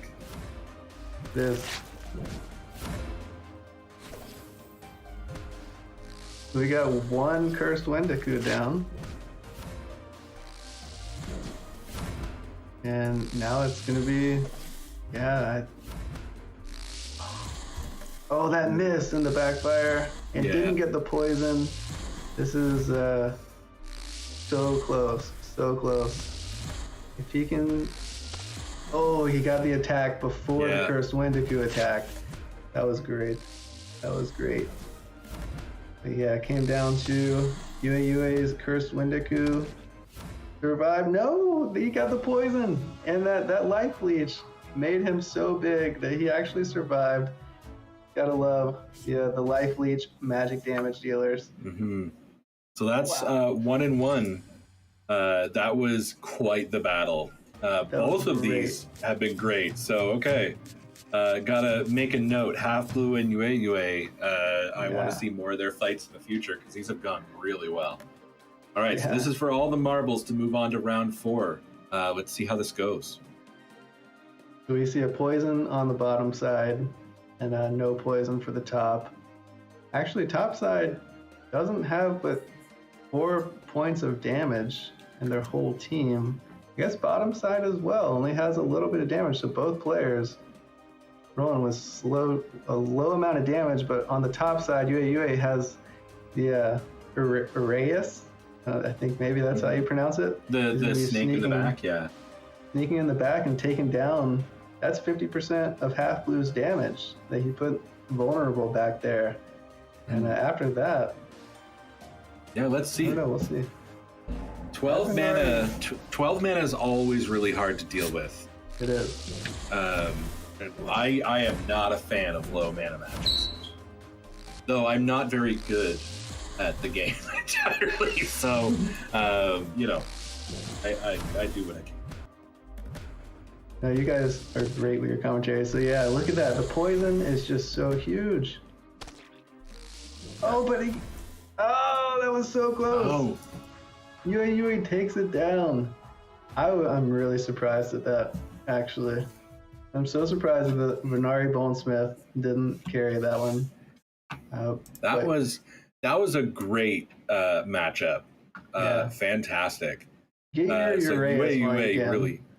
really deserves to move on to that. So let's check out the brackets next, and we can get a good setup of who's going to be where. I think we're going to need to move a little bit over to the right. Second. Kira and Brybro. Yeah, Kira and Brybro. I don't know what I was looking at. We do not need to move anywhere. So who's the other matchup? It's UA and Biz. Sorry, UA. Let's see how this goes. I want you to know, and Biz, this is not personal if you can hear me. I always root for someone to beat you. Because you're an underdogger. It is more interesting and it is content. And you know the nature of the internet, content. So, Biz, I wish you luck, but less luck than UA. Yeah, you can't make a viral video that says Byzantinus beats UA, but you can make a viral video that says UA beats Byzantinus. Yeah, exactly. Bulldog didn't get through. Okay. So like Forever Average half took blue. Down Game Boy Ali. Okay. All right. So we got a pretty solid lineup coming for the finals and the grand finals. Let's go to the Biz fight first. I think we have it queued up. Let's check that out. And like I said, Biz, I love you, but I hope you go down. I didn't see who took out Yasik, but nice try, Yasik. Guess this wasn't his tournament day. Still got some really great players here. Catland. Yep. Famous name. Now it's famous name. I think Catland is, I think, the account that has some of Biz's land. I think he is going for an actual making a Catland in Pretoria. I think. Don't quote me on this. I'm just guessing, but I think it's a fairly accurate guess. All right. So what do we see going on here? So you see the Spellsmith up front that the armored up is going to help so much. The whole team is protected, and you got some solid damage dealers there. You got a backliner with a Pellicor Bandit. You got some magic damage, and I think this should. I don't know. I seem to always be wrong. It's like a caster curse, right? Yeah, it's the caster curse. That's why I typically let everyone else say things, and I just kind of keep my mouth shut. That's why I'm here. That's why I'm here, right? Yeah. You take the hit on that one. I get to look like I know what's going on for a while. Somehow that works. Let's roll this one and see how it's going. The Naga Assassin is going to get hit every time. That backfire is not going to come into play. But I just don't know if there's enough damage there on UA's side. This has a ton of small dudes just sitting there to soak up damage, and that's like their only job. And even healing up there. But the back line got taken down. Yeah, it's interesting. So now, the poison. Yeah, it's going to be a poison difference and a Venari, the Bonesmith difference. That card, we've seen that card has made a lot of work here. Definitely. Wow. I didn't see it happening like that. Wavesmith versus Bonesmith, and the Bonesmith won. Yeah. Riftwing is too strong, Rickson says. It is. So that's we didn't see it much until these top level matches. The winner's bracket up here. So does UA take Viz out like I was rooting for? No offense, Viz, I'm sorry. But like, let's see. I hope I called it. Yeah, let's see. We have the Jin Oceanus here, which could do some work, and we do not see any poison on this side. One hit, one kill from Oceanus off the bat. Always a good start. Mm-hmm. Another hit, one kill. Oceanus just carrying that. So it's going to take 6 connects. Yeah, and he has a 50% dodge chance. Yeah. That's Oceanus' big thing is those misses are brutal. Wow, UA taking it down. Just send Oceanus out there to beat up anyone. Right. Wow. Okay. So UA took down Biz, and I'm really sorry. I feel like it's my fault. I'm sorry, Biz. Don't get mad at me. But that was a solid match. UA, let's see who you're going to be fighting in the upper bracket finals. Next up, we got Kira and Brybro. There we go. You want to see Jin Oceanus do some work again? Yeah, we gotta. There we go. Yeah, we gotta I was gonna say clicks. we could watch it again, but nah. All right, so Brybro and Kira. The Desert Dragon up front. Let's see if we get some trample. I am astounded that I didn't notice the Desert Dragon's ability. Yeah. Dishonesty LOL is saying, you guys know that UA is a constant winner of silver leaderboards together with Kira. I did not know that. For me, this is the first time I have ever heard UA's name or said it. I guess I'm saying it, so I would hear me saying it. But like, UA was an unknown to me.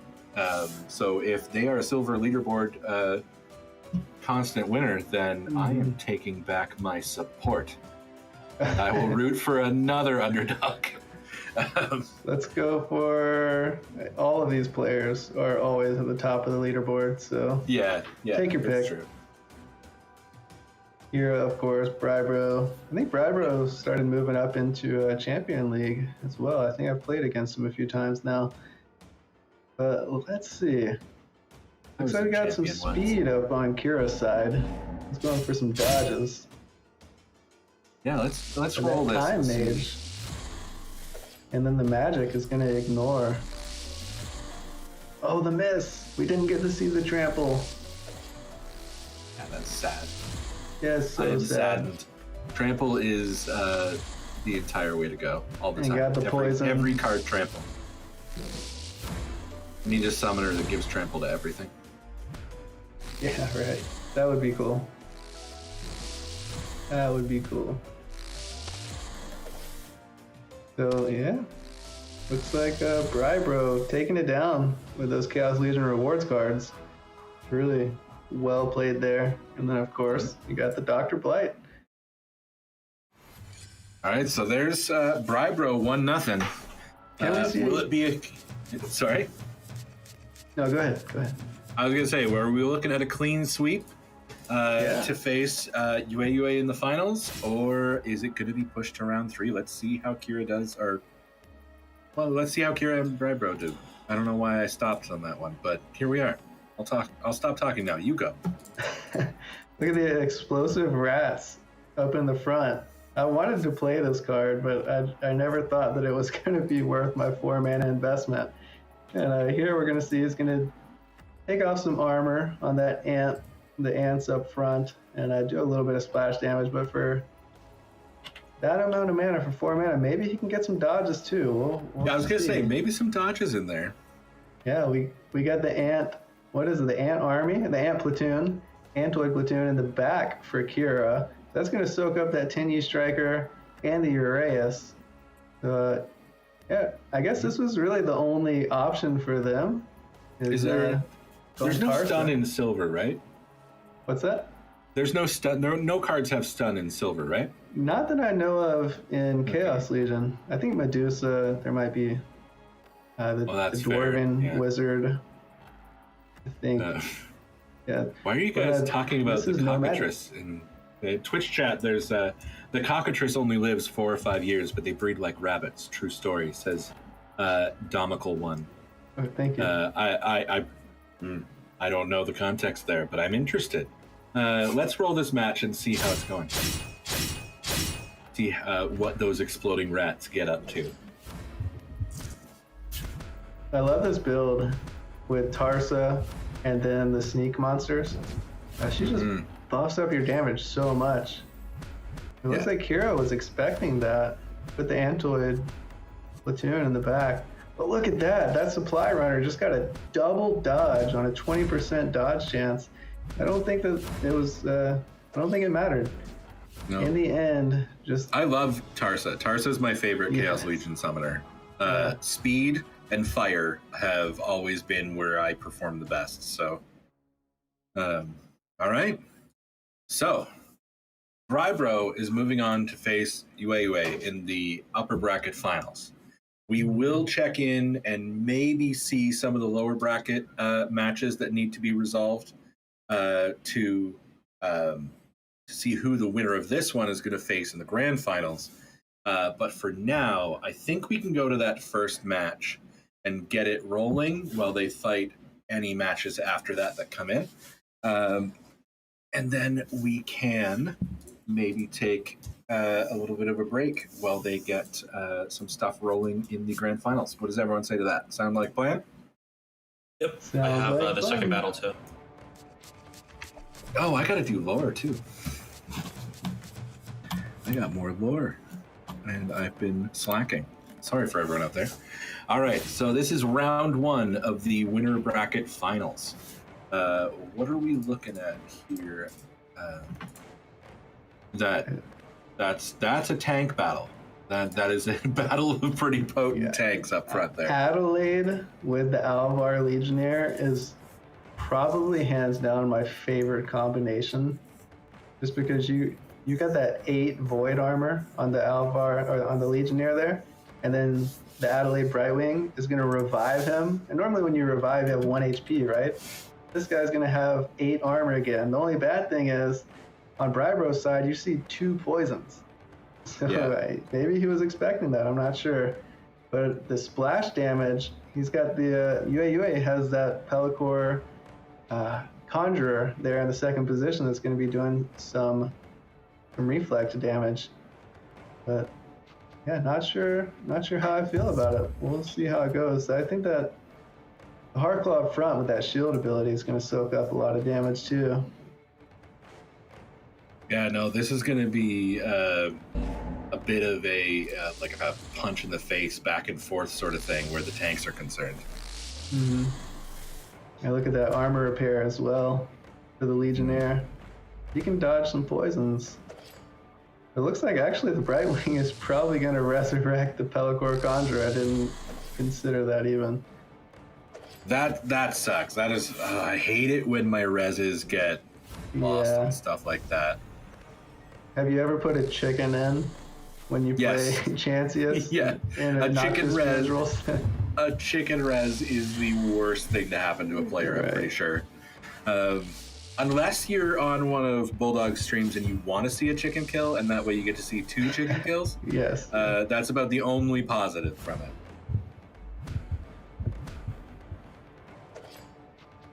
Okay, so down. Good attack. goes That's a Hardclaw. huge attack from the Prismologist. That 5 attack, and then you got the double strike here.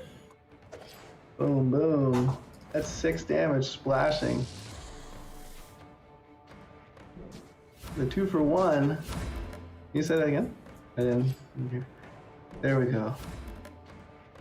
Prismologist takes it down, and then once Brybro was out of attackers, it was easy for the Prismologist to clean up. Right. So that's 1-0 Yue, and we have round 2 ready, but I need to catch up on some lore. So you guys are going to get to stare at this for a second.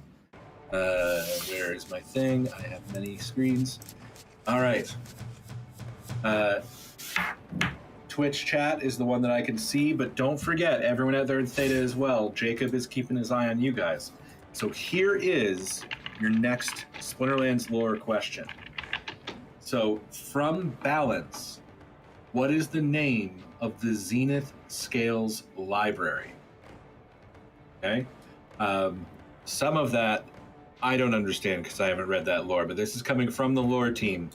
So, from Balance, what is the name of the Zenith Scales Library? Whoop. And you are correct. Wow. 9 streams.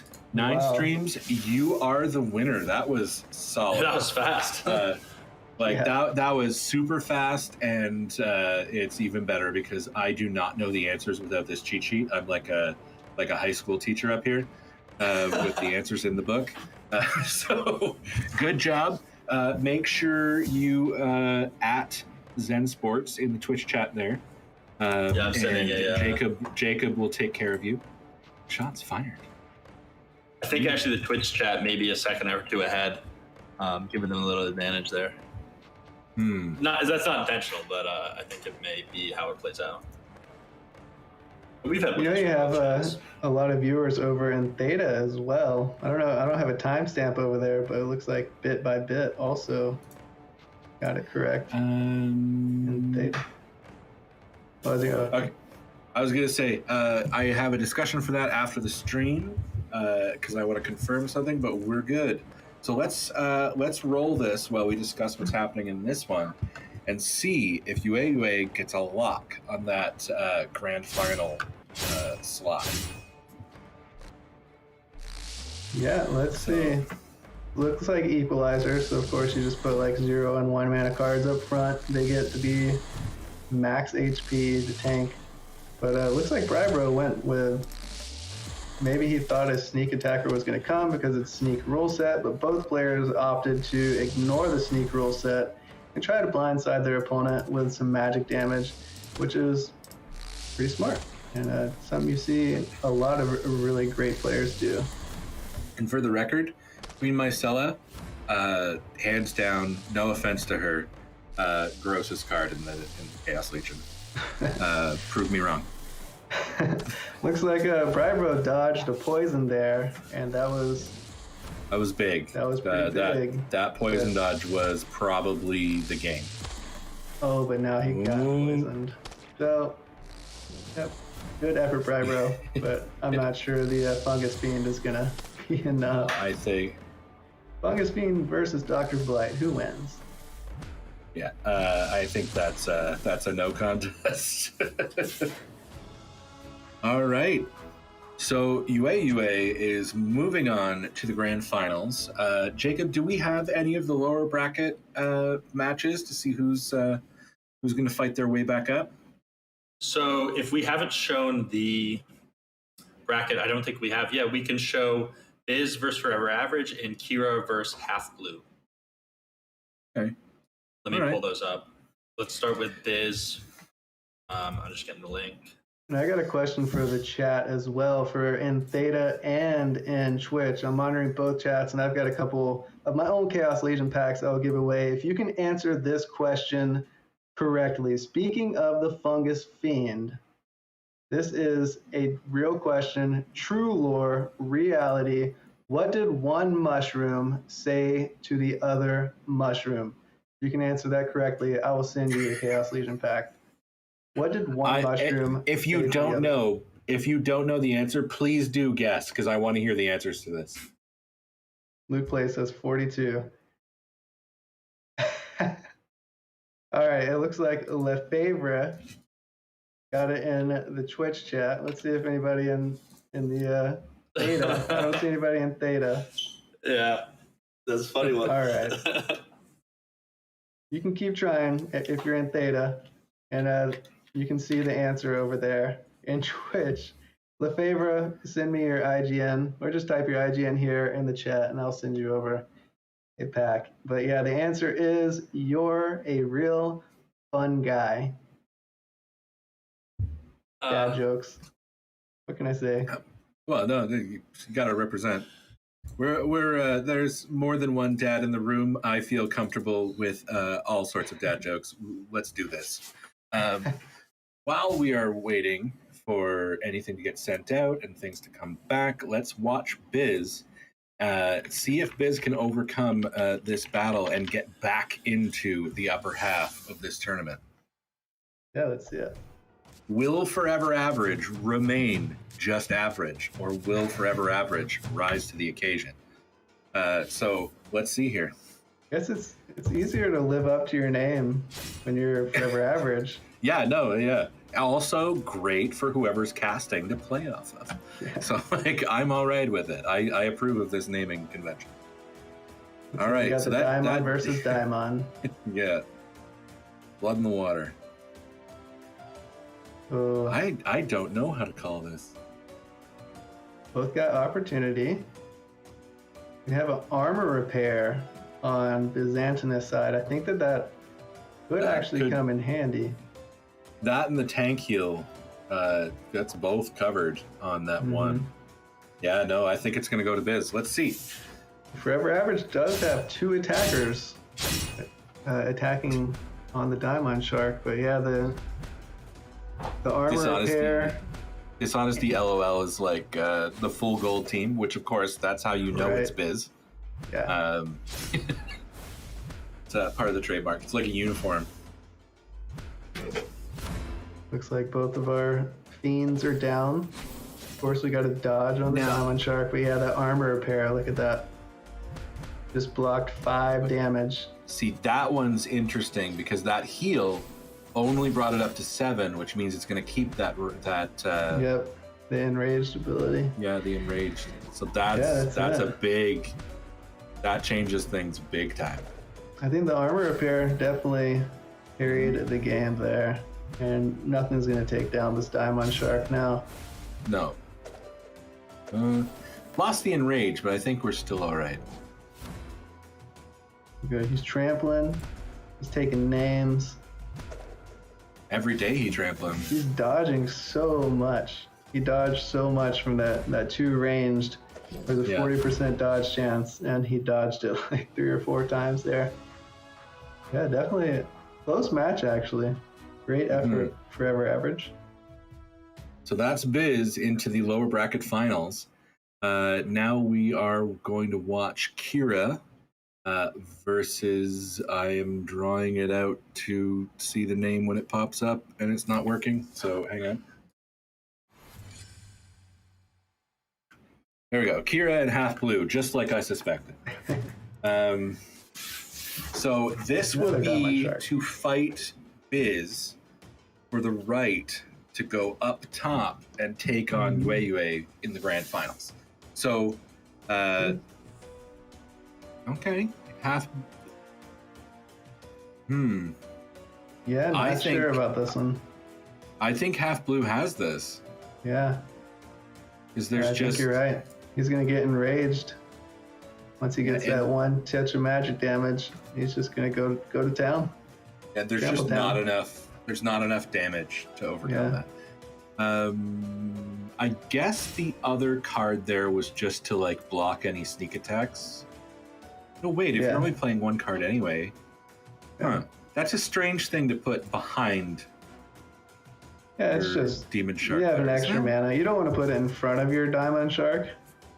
You know, you just had an extra mana, so you threw it in the back. I don't think it's gonna matter here. Yeah. Let's roll it and see how this goes. I definitely think Half Blue has this.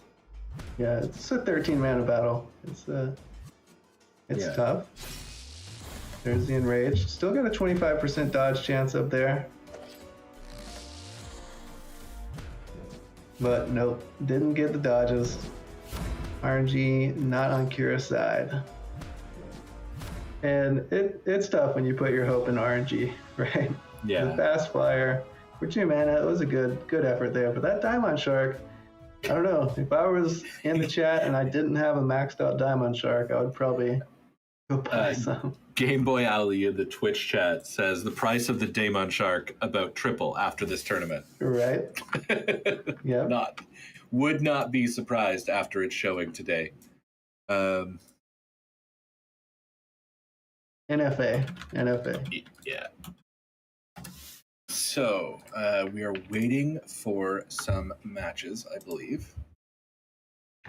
We need the Biz versus Half Blue on the lower bracket to figure out who is going to come back and fight Yue. I hope I'm pronouncing that right, by the way. It sounds like I am, and I'm going to pretend like I am and be all confident about it. But, like, I don't know. All right, so let's see what we got going on here. So this one is a bit. Oh, there's Drabs. Drabs is raiding our Twitch chat with a party of 21. So this is the first battle. This one is 2 out of 3, right, Jacob? No, this is still best of 1, and then the winner of this plays.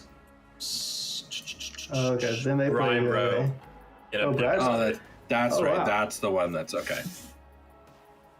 So we still had quite a few matches to get through, huh?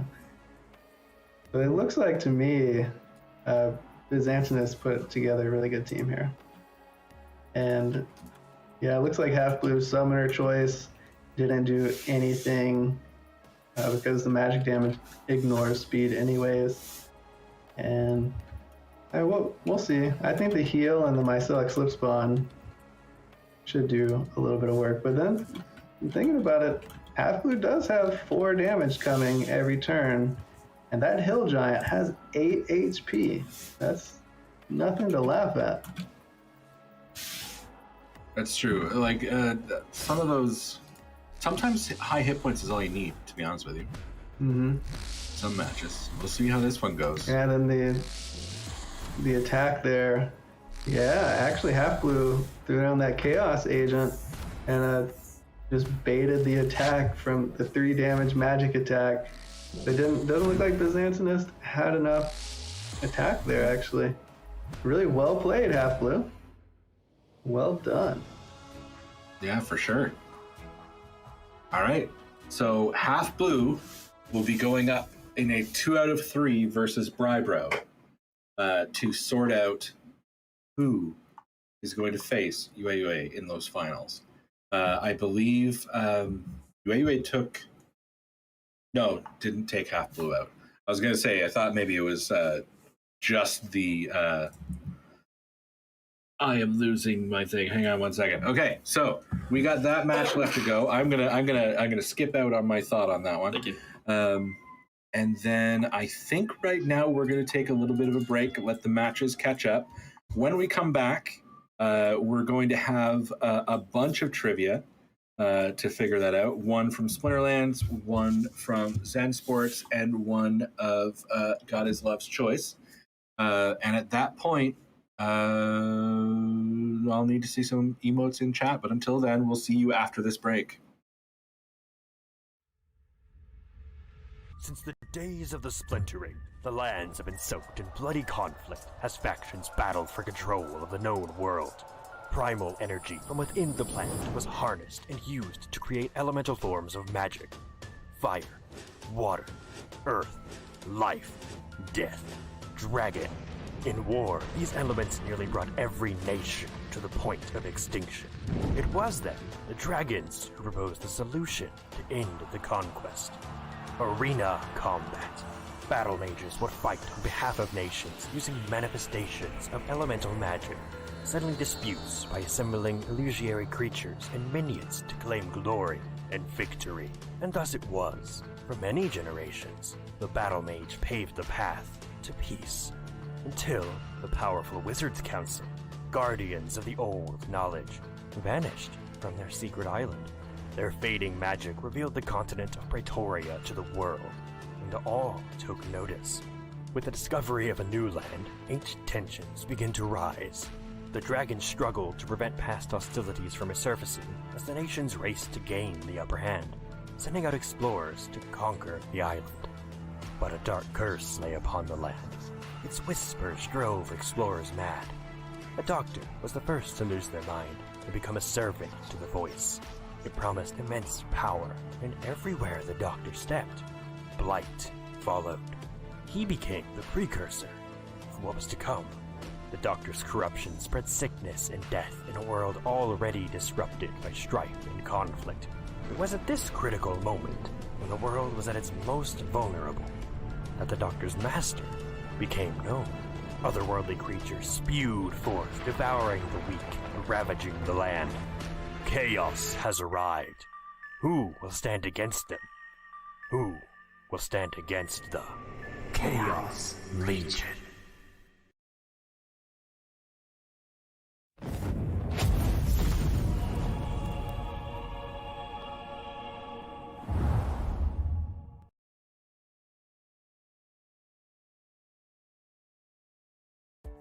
Sports betting is stuck in the dark ages. Traditional bookmakers come with high betting fees, slow deposits and withdrawals, outdated technologies, and no loyalty or rewards programs for your play. All of this leads to a frustrating and one-sided experience for betting on sports. Thankfully, there's a better way. Introducing Zensports, a peer-to-peer sports betting marketplace that allows you to create and accept sports bets with anyone else in the world, without the need for a bookmaker. Our marketplace is fully transparent, trustworthy, easy, and fun for betting on sports. In addition, Zensports uses cryptocurrencies and its own utility token called Sports, which you can use to place bets as well as earn bonuses, rewards, and other perks. Zensports makes sports betting fun, secure, and more rewarding than ever. What are you waiting for? Download the Zensports app today at zensports.com.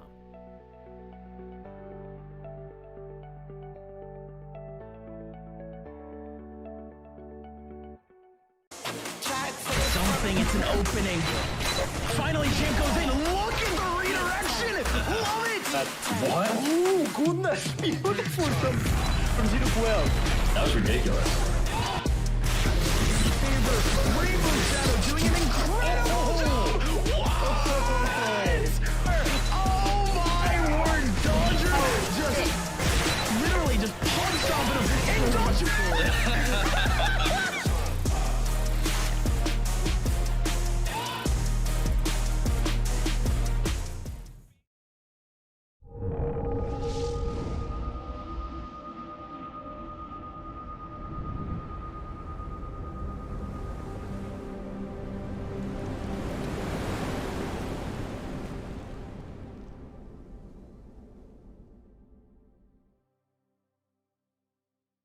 You have been selected to serve me as an arbiter of my will. I need you to piece together that which has been shattered, and mend that which is no longer whole. You must train and grow. Honing your skills for the conflicts the future will bring. Time itself is worn thin, in some places impossibly fragmented. It's up to you and the others I have chosen to heal this damage. Difficult though that may be, without time, everything else will be lost. Utterly and irretrievably lost. I know you didn't choose this life. I'm aware that I have plucked you from what you knew and placed you here in danger and tasked you with the impossible. But nothing can be done now. I have cursed you to help me fix the flow of time. I cannot walk with you on this journey. But I will be there to provide aid and guidance when and where I can. I cannot directly render that aid, but I have many agents across the time stream to help you with this task. An arduous task, to be sure, but a necessary one.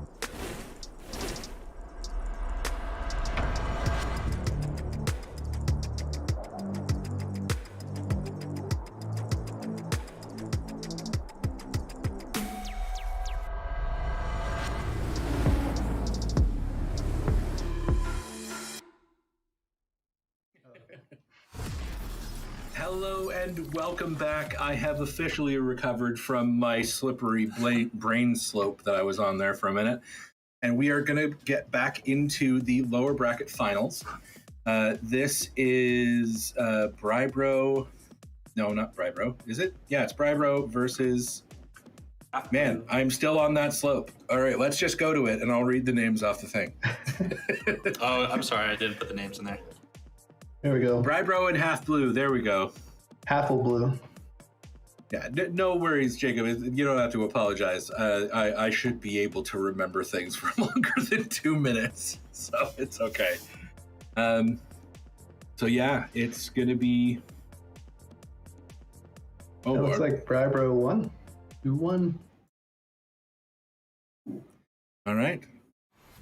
Let's see how this happened. Brybro's going to go back up there, as we saw from the bracket there. And let's see how he did it. This looks like it's going to be a good fight. He did it with a gold foil Dr. Blight.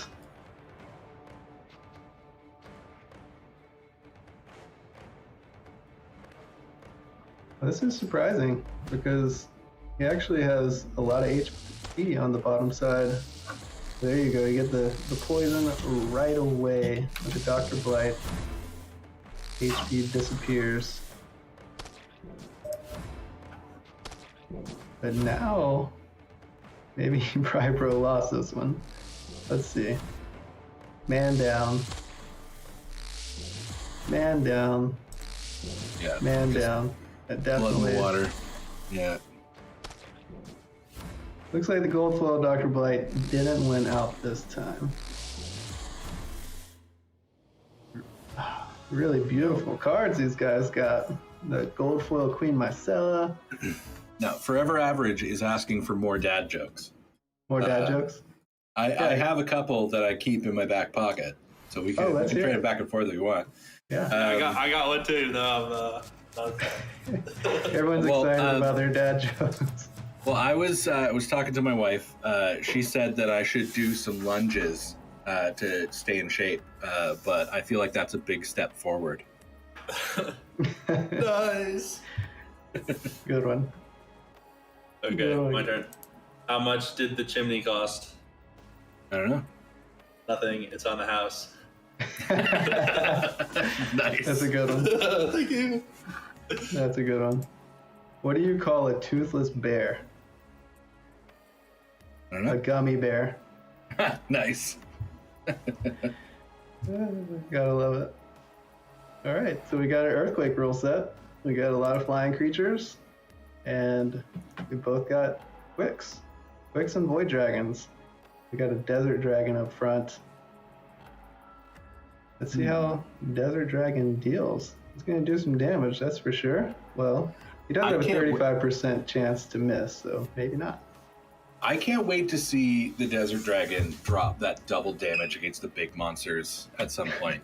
I don't think we're going to see it here. I don't think any of these are 10 mana or more, but it's going to be interesting. Let's roll this and see how Brybro's going to do. Yeah, he doesn't get the giant killer ability until a little higher up. Oh yeah, right now yeah, he just has yeah. Pierce and Trample. Yeah, I keep forgetting. The Thorns was good. Got the miss, the 35% chance miss. Actually, that was 35% chance miss there. Oh, we started something in the chat. Tug of Champ was dropping a dad joke. All right, keep it going, guys. I need to add to my vocabulary. Well, do you know why Ireland is the richest country? No. Because the capital is always Dublin. That's solid. Yeah, really good one. Yeah, it is funny. What is it? I can't remember the summoner's name. The dragon one that gives everyone flying. Not Bright and Bloom. Yeah, Bright and Bloom. Seeing an earthquake match in a tournament like this without Bright and Bloom, is always interesting because it's become such a staple. Mm-hmm. Yeah, this is all she wrote here. That's it. This guy is not got enough HP. No. Oh, well done by Brybro. Yeah. Got some pretty lucky hits in there with that one speed. The Goblin Tower in the back. But pretty smart. He put the Scavenger Attacker in the back and stayed alive enough to deal dishonesty getting in on the dad joke game now. How do you get a squirrel to like you? Act like a nut. Yeah. I cheated. What does a sprinter eat before a race? A sprinter? Yeah. Nothing. They fast. I got it. Good one. I don't suggest doing that. if you're gonna race, no. If you were actually going to sprint, you got to eat something. Yeah. Got to have gas pasta. in the tank. They always eat pasta before races. Yeah. Yeah. That's a good one. All Super right. high in Like in the carbs and office. energy. How much mana is that Legionnaire in the front? I think it's 9 mana. Oh, so It's quite a bit. Yeah.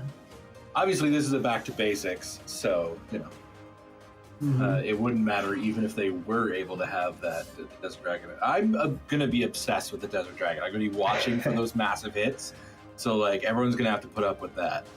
I've written some articles on Desert Dragon. I had a battle where he dealt 45 damage in one turn, and it was not a Stampede rule set.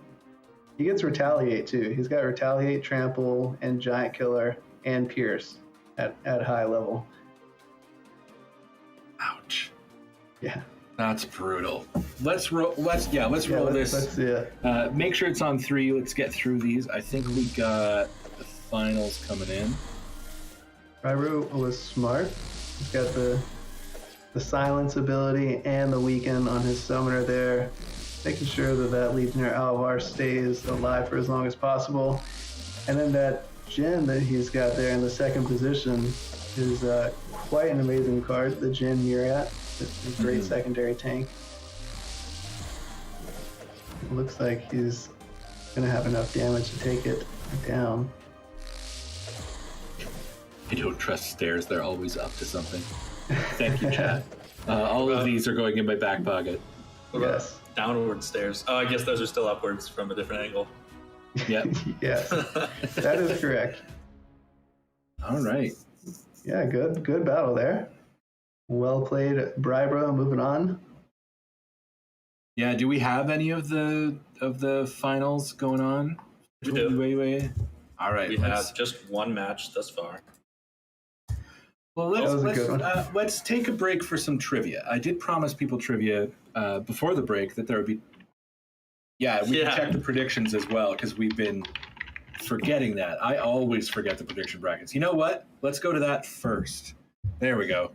You were already doing it, and that makes it look like we're 100% with each other. Oh, there we go. I was wondering. I was like, that was what it said last time. All right, so Brybro is in number 1 here too. So I mean, no surprise to see Nostradamus. Bravo. Yeah. I mean, pretty straightforward. People know who the best players are, right? Even though we didn't know who UA is, it looks like our top predictors definitely knew who he was or who he is.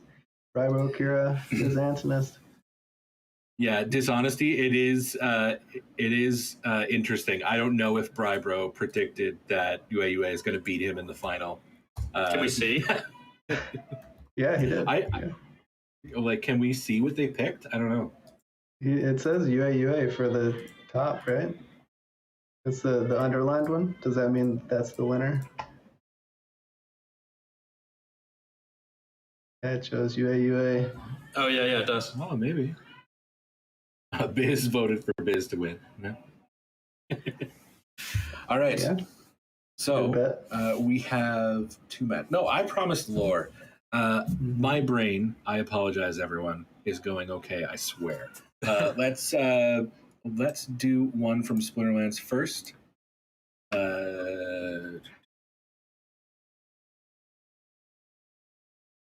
From Corruption, what are the names of Fiafia's 2 rescuers? Yes, Tanzo.exe is not working. Thank you. But what are the names of Fiafia's 2 rescuers? That is the Splinter lore question. These are tough. The lore team did not make it easy on anyone. These are deep cuts. That's great. You know, the community here soaks it up. They love the lore, and we always get somebody that knows the answer or knows where to look for the answer. No, exactly. Farah and River, dishonesty, you are correct. All right, so make sure you DM Zensports there in the Twitch chat. And now it's over to Jacob. What do you got? Yep, I'm just sending Dishonesty a DM. So the first Zensports tournament was the Zensports Kickoff Cup. What was the name of the second Zensports tournament? I know your Zensports history. Yeah, I was there. I don't remember. I think I have the correct one, but no, I didn't.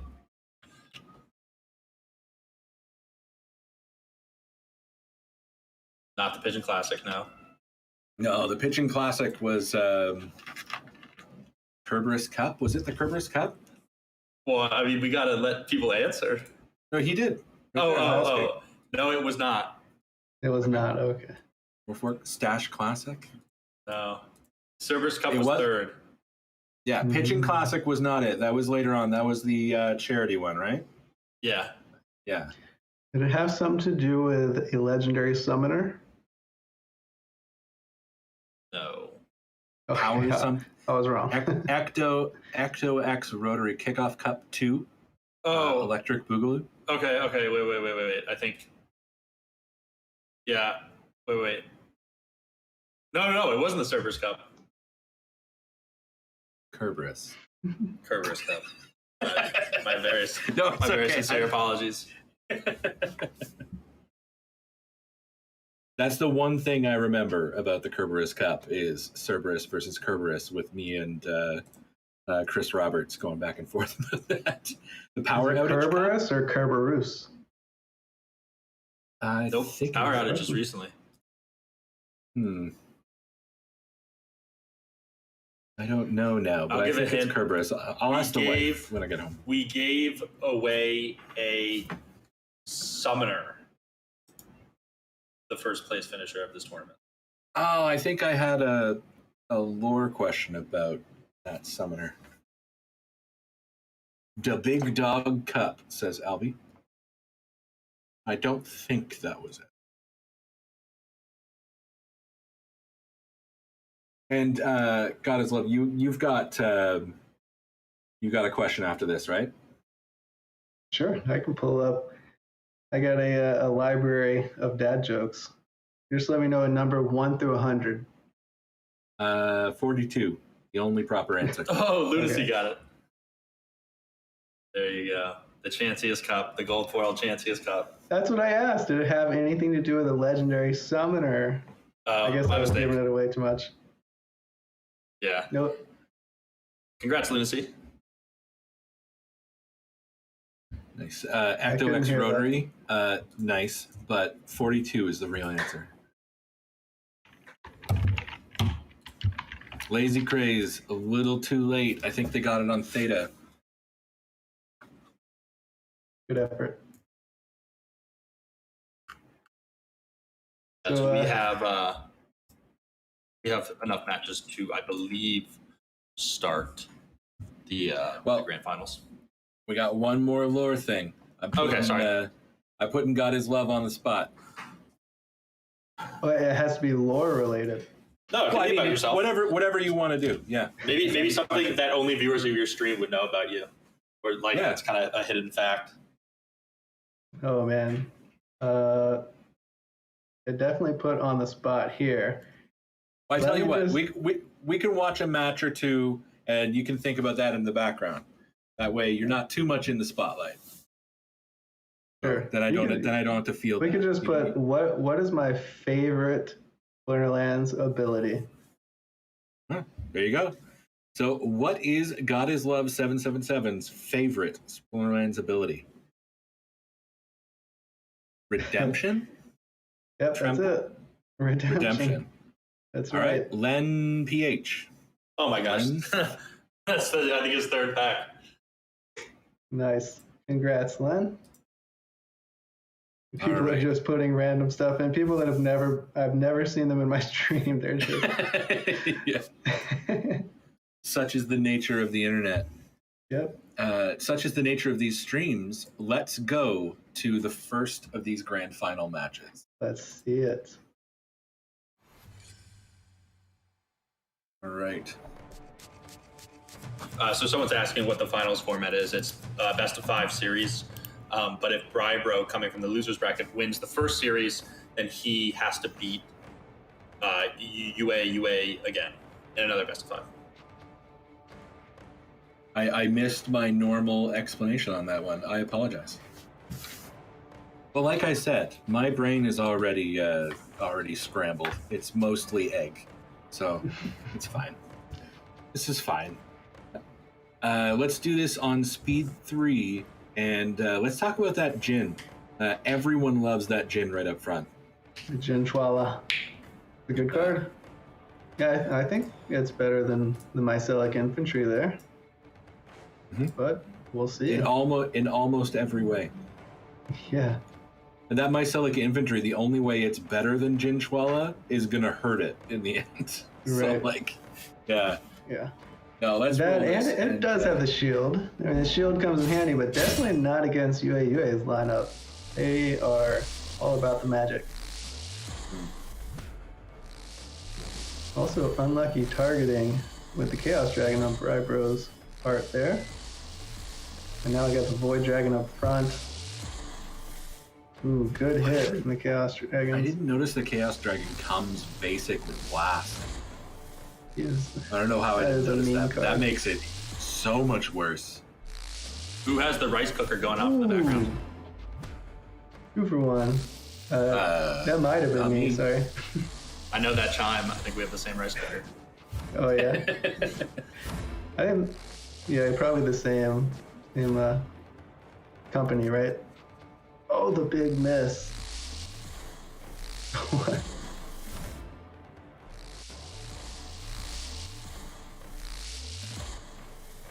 This is, no, I think, yeah, Chaos Dragon. Oh, he sniped the Chaos Dragon. That was a 50-50. That was a 50-50. I think that he would have won if he didn't snipe the Chaos Dragon there. I think UA would have won. Clappy, I think that's more of a riddle than a dad joke, but how do you make 7 even?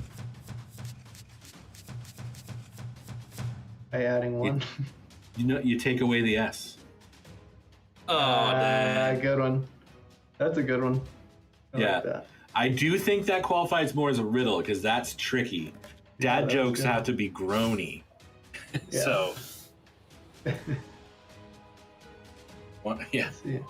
A dad joke has to have a wah at the end.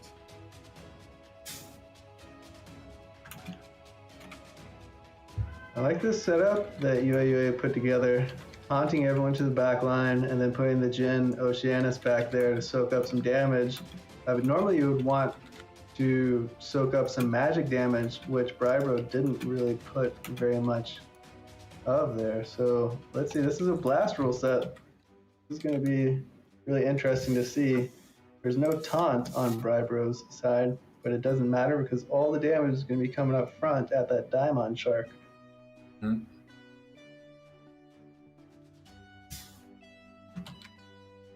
Let's roll it. Let's see it.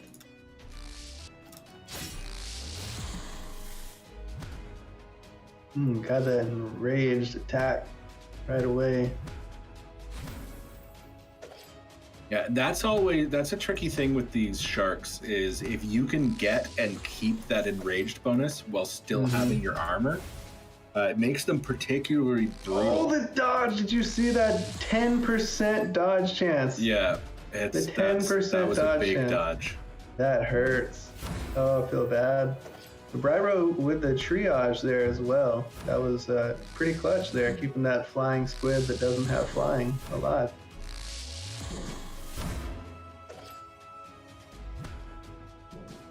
And yeah, I think that's it for UA there. I think that if he didn't get that 10% miss chance there, that Diamond Shark trampling with the blast would have potentially carried the game for him. All right, so that's Brybro coming back 2-0 to start off this first series.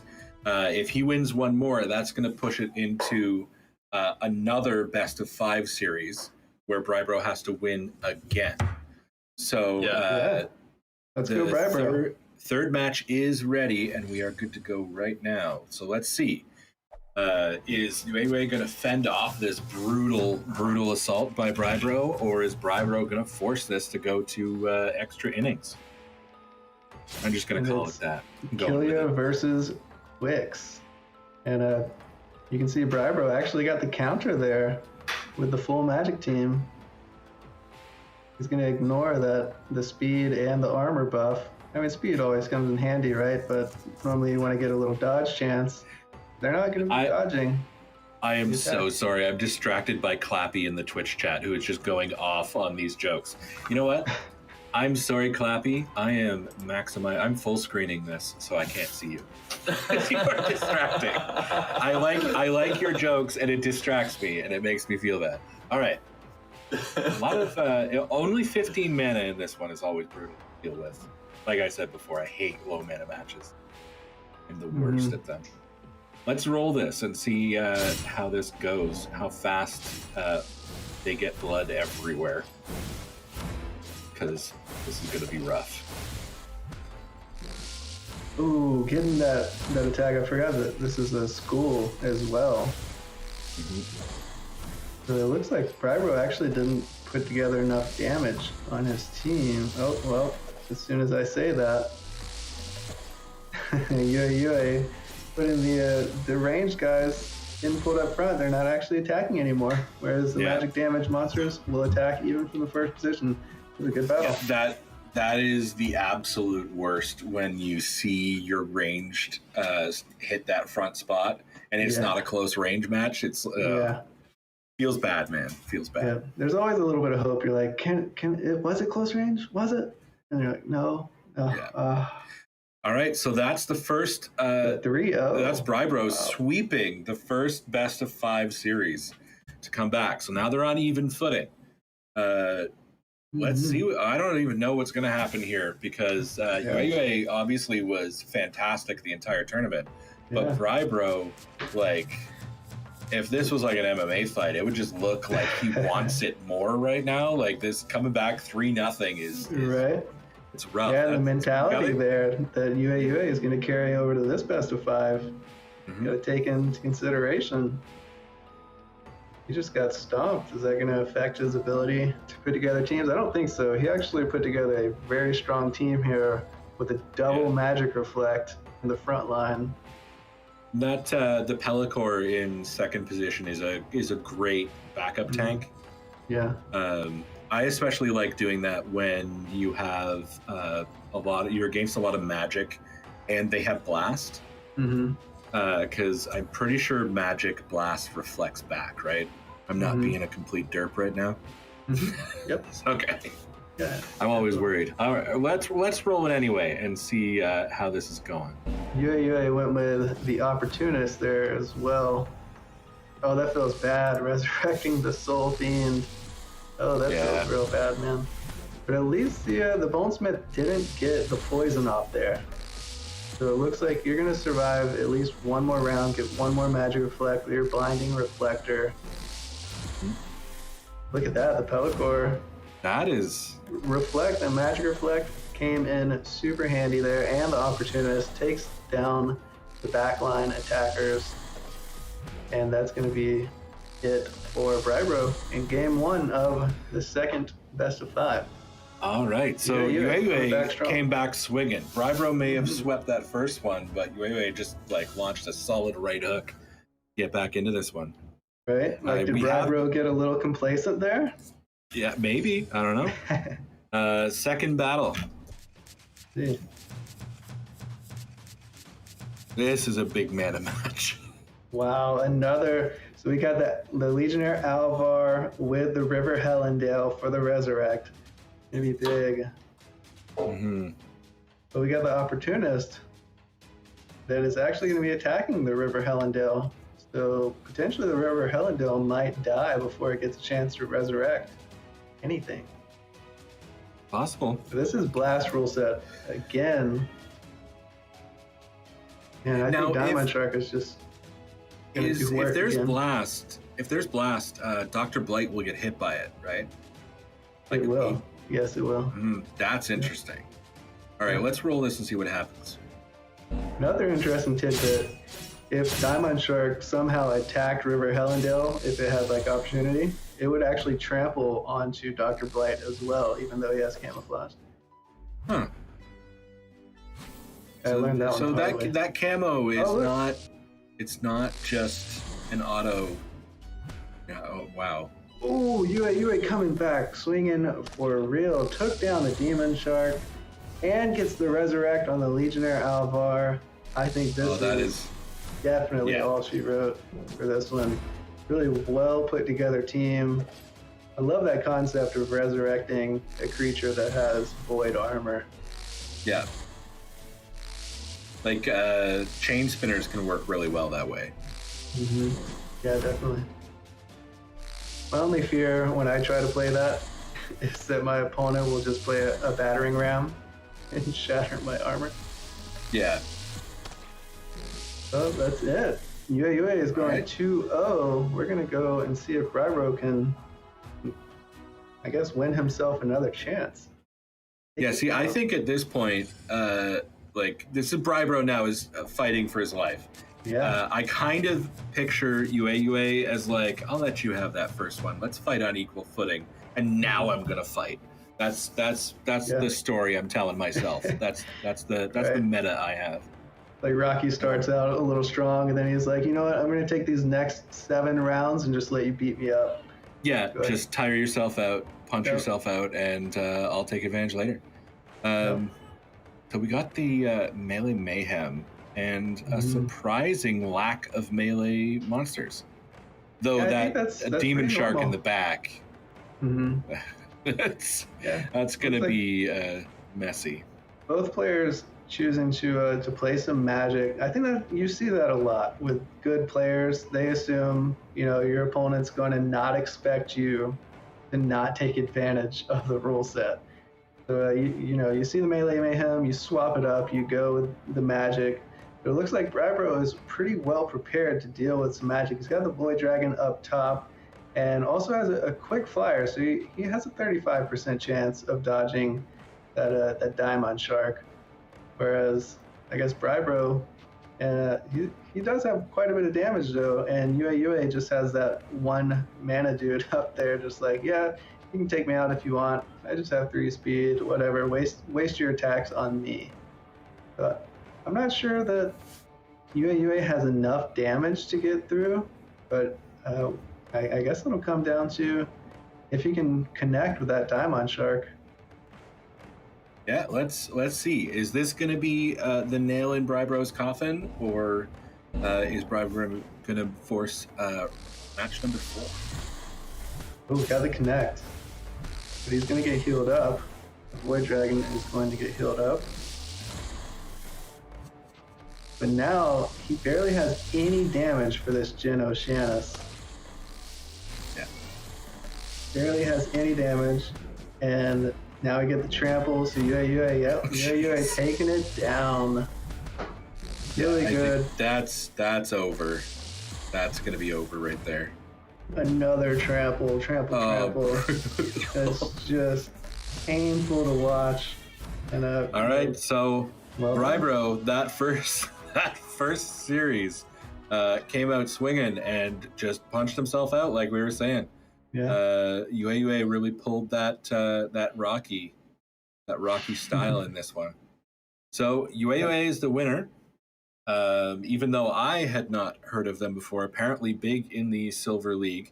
I apologize for not having heard of you. I probably know you by a different name if there's a different name in there.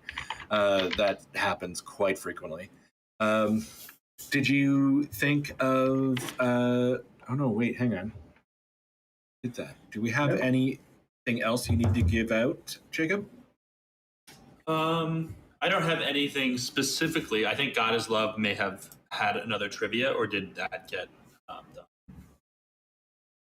That was done. Oh, the favorite. Gave that back to Len, but we did have one more important question for the chat. Why does Waldo only wear striped shirts? Why? Because he doesn't want to be spotted. And that's it. That's fantastic. That wins the day. On that note, thank you to everyone out there in internet land for hanging out with us, watching some fantastic matches, putting up with a couple of dads doing some dad jokes here. We appreciate all of you. Stay safe out there and keep your eyes peeled on the Zensports Discord for when the next tournament is happening. One way or the other, from myself, from Jacob, and from God is Love, and Gelmo and the Thing, have a fantastic day or night from wherever you guys are, and we will see you next time. Yep, have a blessed night or day. See ya. Peace. Since the days of the Splintering, the lands have been soaked in bloody conflict as factions battled for control of the known world. Primal energy from within the planet was harnessed and used to create elemental forms of magic. Fire, water, earth, life, death, dragon. In war, these elements nearly brought every nation to the point of extinction. It was then the dragons who proposed the solution to end the conquest. Arena combat. Battle mages would fight on behalf of nations using manifestations of elemental magic, settling disputes by assembling illusory creatures and minions to claim glory. and victory. And thus it was. For many generations, the Battle Mage paved the path to peace. Until the powerful Wizards Council, guardians of the old knowledge, vanished from their secret island. Their fading magic revealed the continent of Praetoria to the world, and all took notice. With the discovery of a new land, ancient tensions began to rise. The dragons struggled to prevent past hostilities from resurfacing as the nations raced to gain the upper hand, sending out explorers to conquer the island. But a dark curse lay upon the land. Its whispers drove explorers mad. A doctor was the first to lose their mind and become a servant to the voice. It promised immense power, and everywhere the doctor stepped, blight followed. He became the precursor of what was to come. The doctor's corruption spread sickness and death in a world already disrupted by strife and conflict. It was at this critical moment, when the world was at its most vulnerable, that the doctor's master became known. Otherworldly creatures spewed forth, devouring the weak and ravaging the land. Chaos has arrived. Who will stand against them? Who will stand against the Chaos Legion?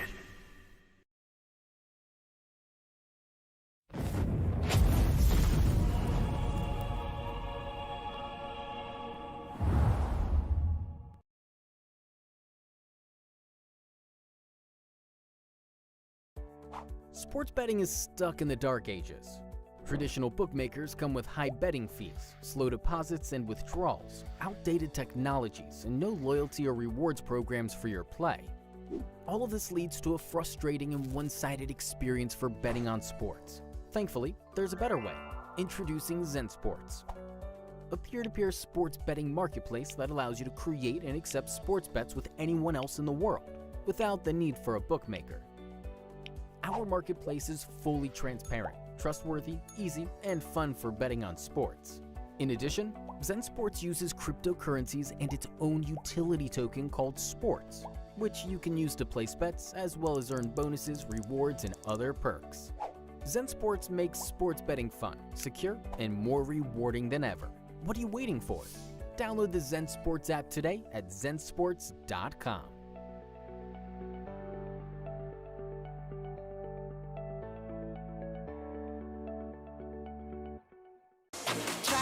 Something, it's an opening. Finally, Jim goes in. Look at the redirection. Love it. What? Oh, goodness. Beautiful from 0 to 12. That was ridiculous. Rainbow Shadow doing an incredible Oh my word, Dodger just literally just punched off him and Dodger.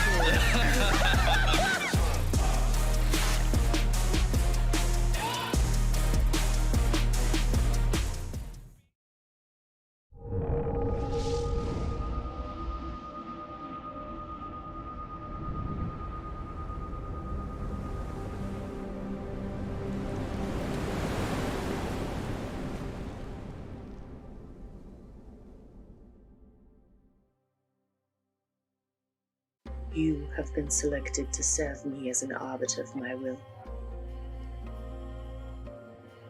I need you to piece together that which has been shattered, and mend that which is no longer whole. You must train and grow, honing your skills for the conflicts the future will bring. Time itself is one thing, in some places impossibly fragmented. It's up to you and the others I have chosen to heal this damage. Difficult though that may be, without time, everything else will be lost. Utterly and irretrievably lost. I know you didn't choose this life. I'm aware that I have plucked you from what you knew and placed you here in danger. Tasked you with the impossible, but nothing can be done now. I have cursed you to help me fix the flow of time. I cannot walk with you on this journey, but I will be there to provide aid and guidance when and where I can. I cannot directly render that aid, but I have many agents across the time stream to help you with this task. An arduous task, to be sure, but a necessary one.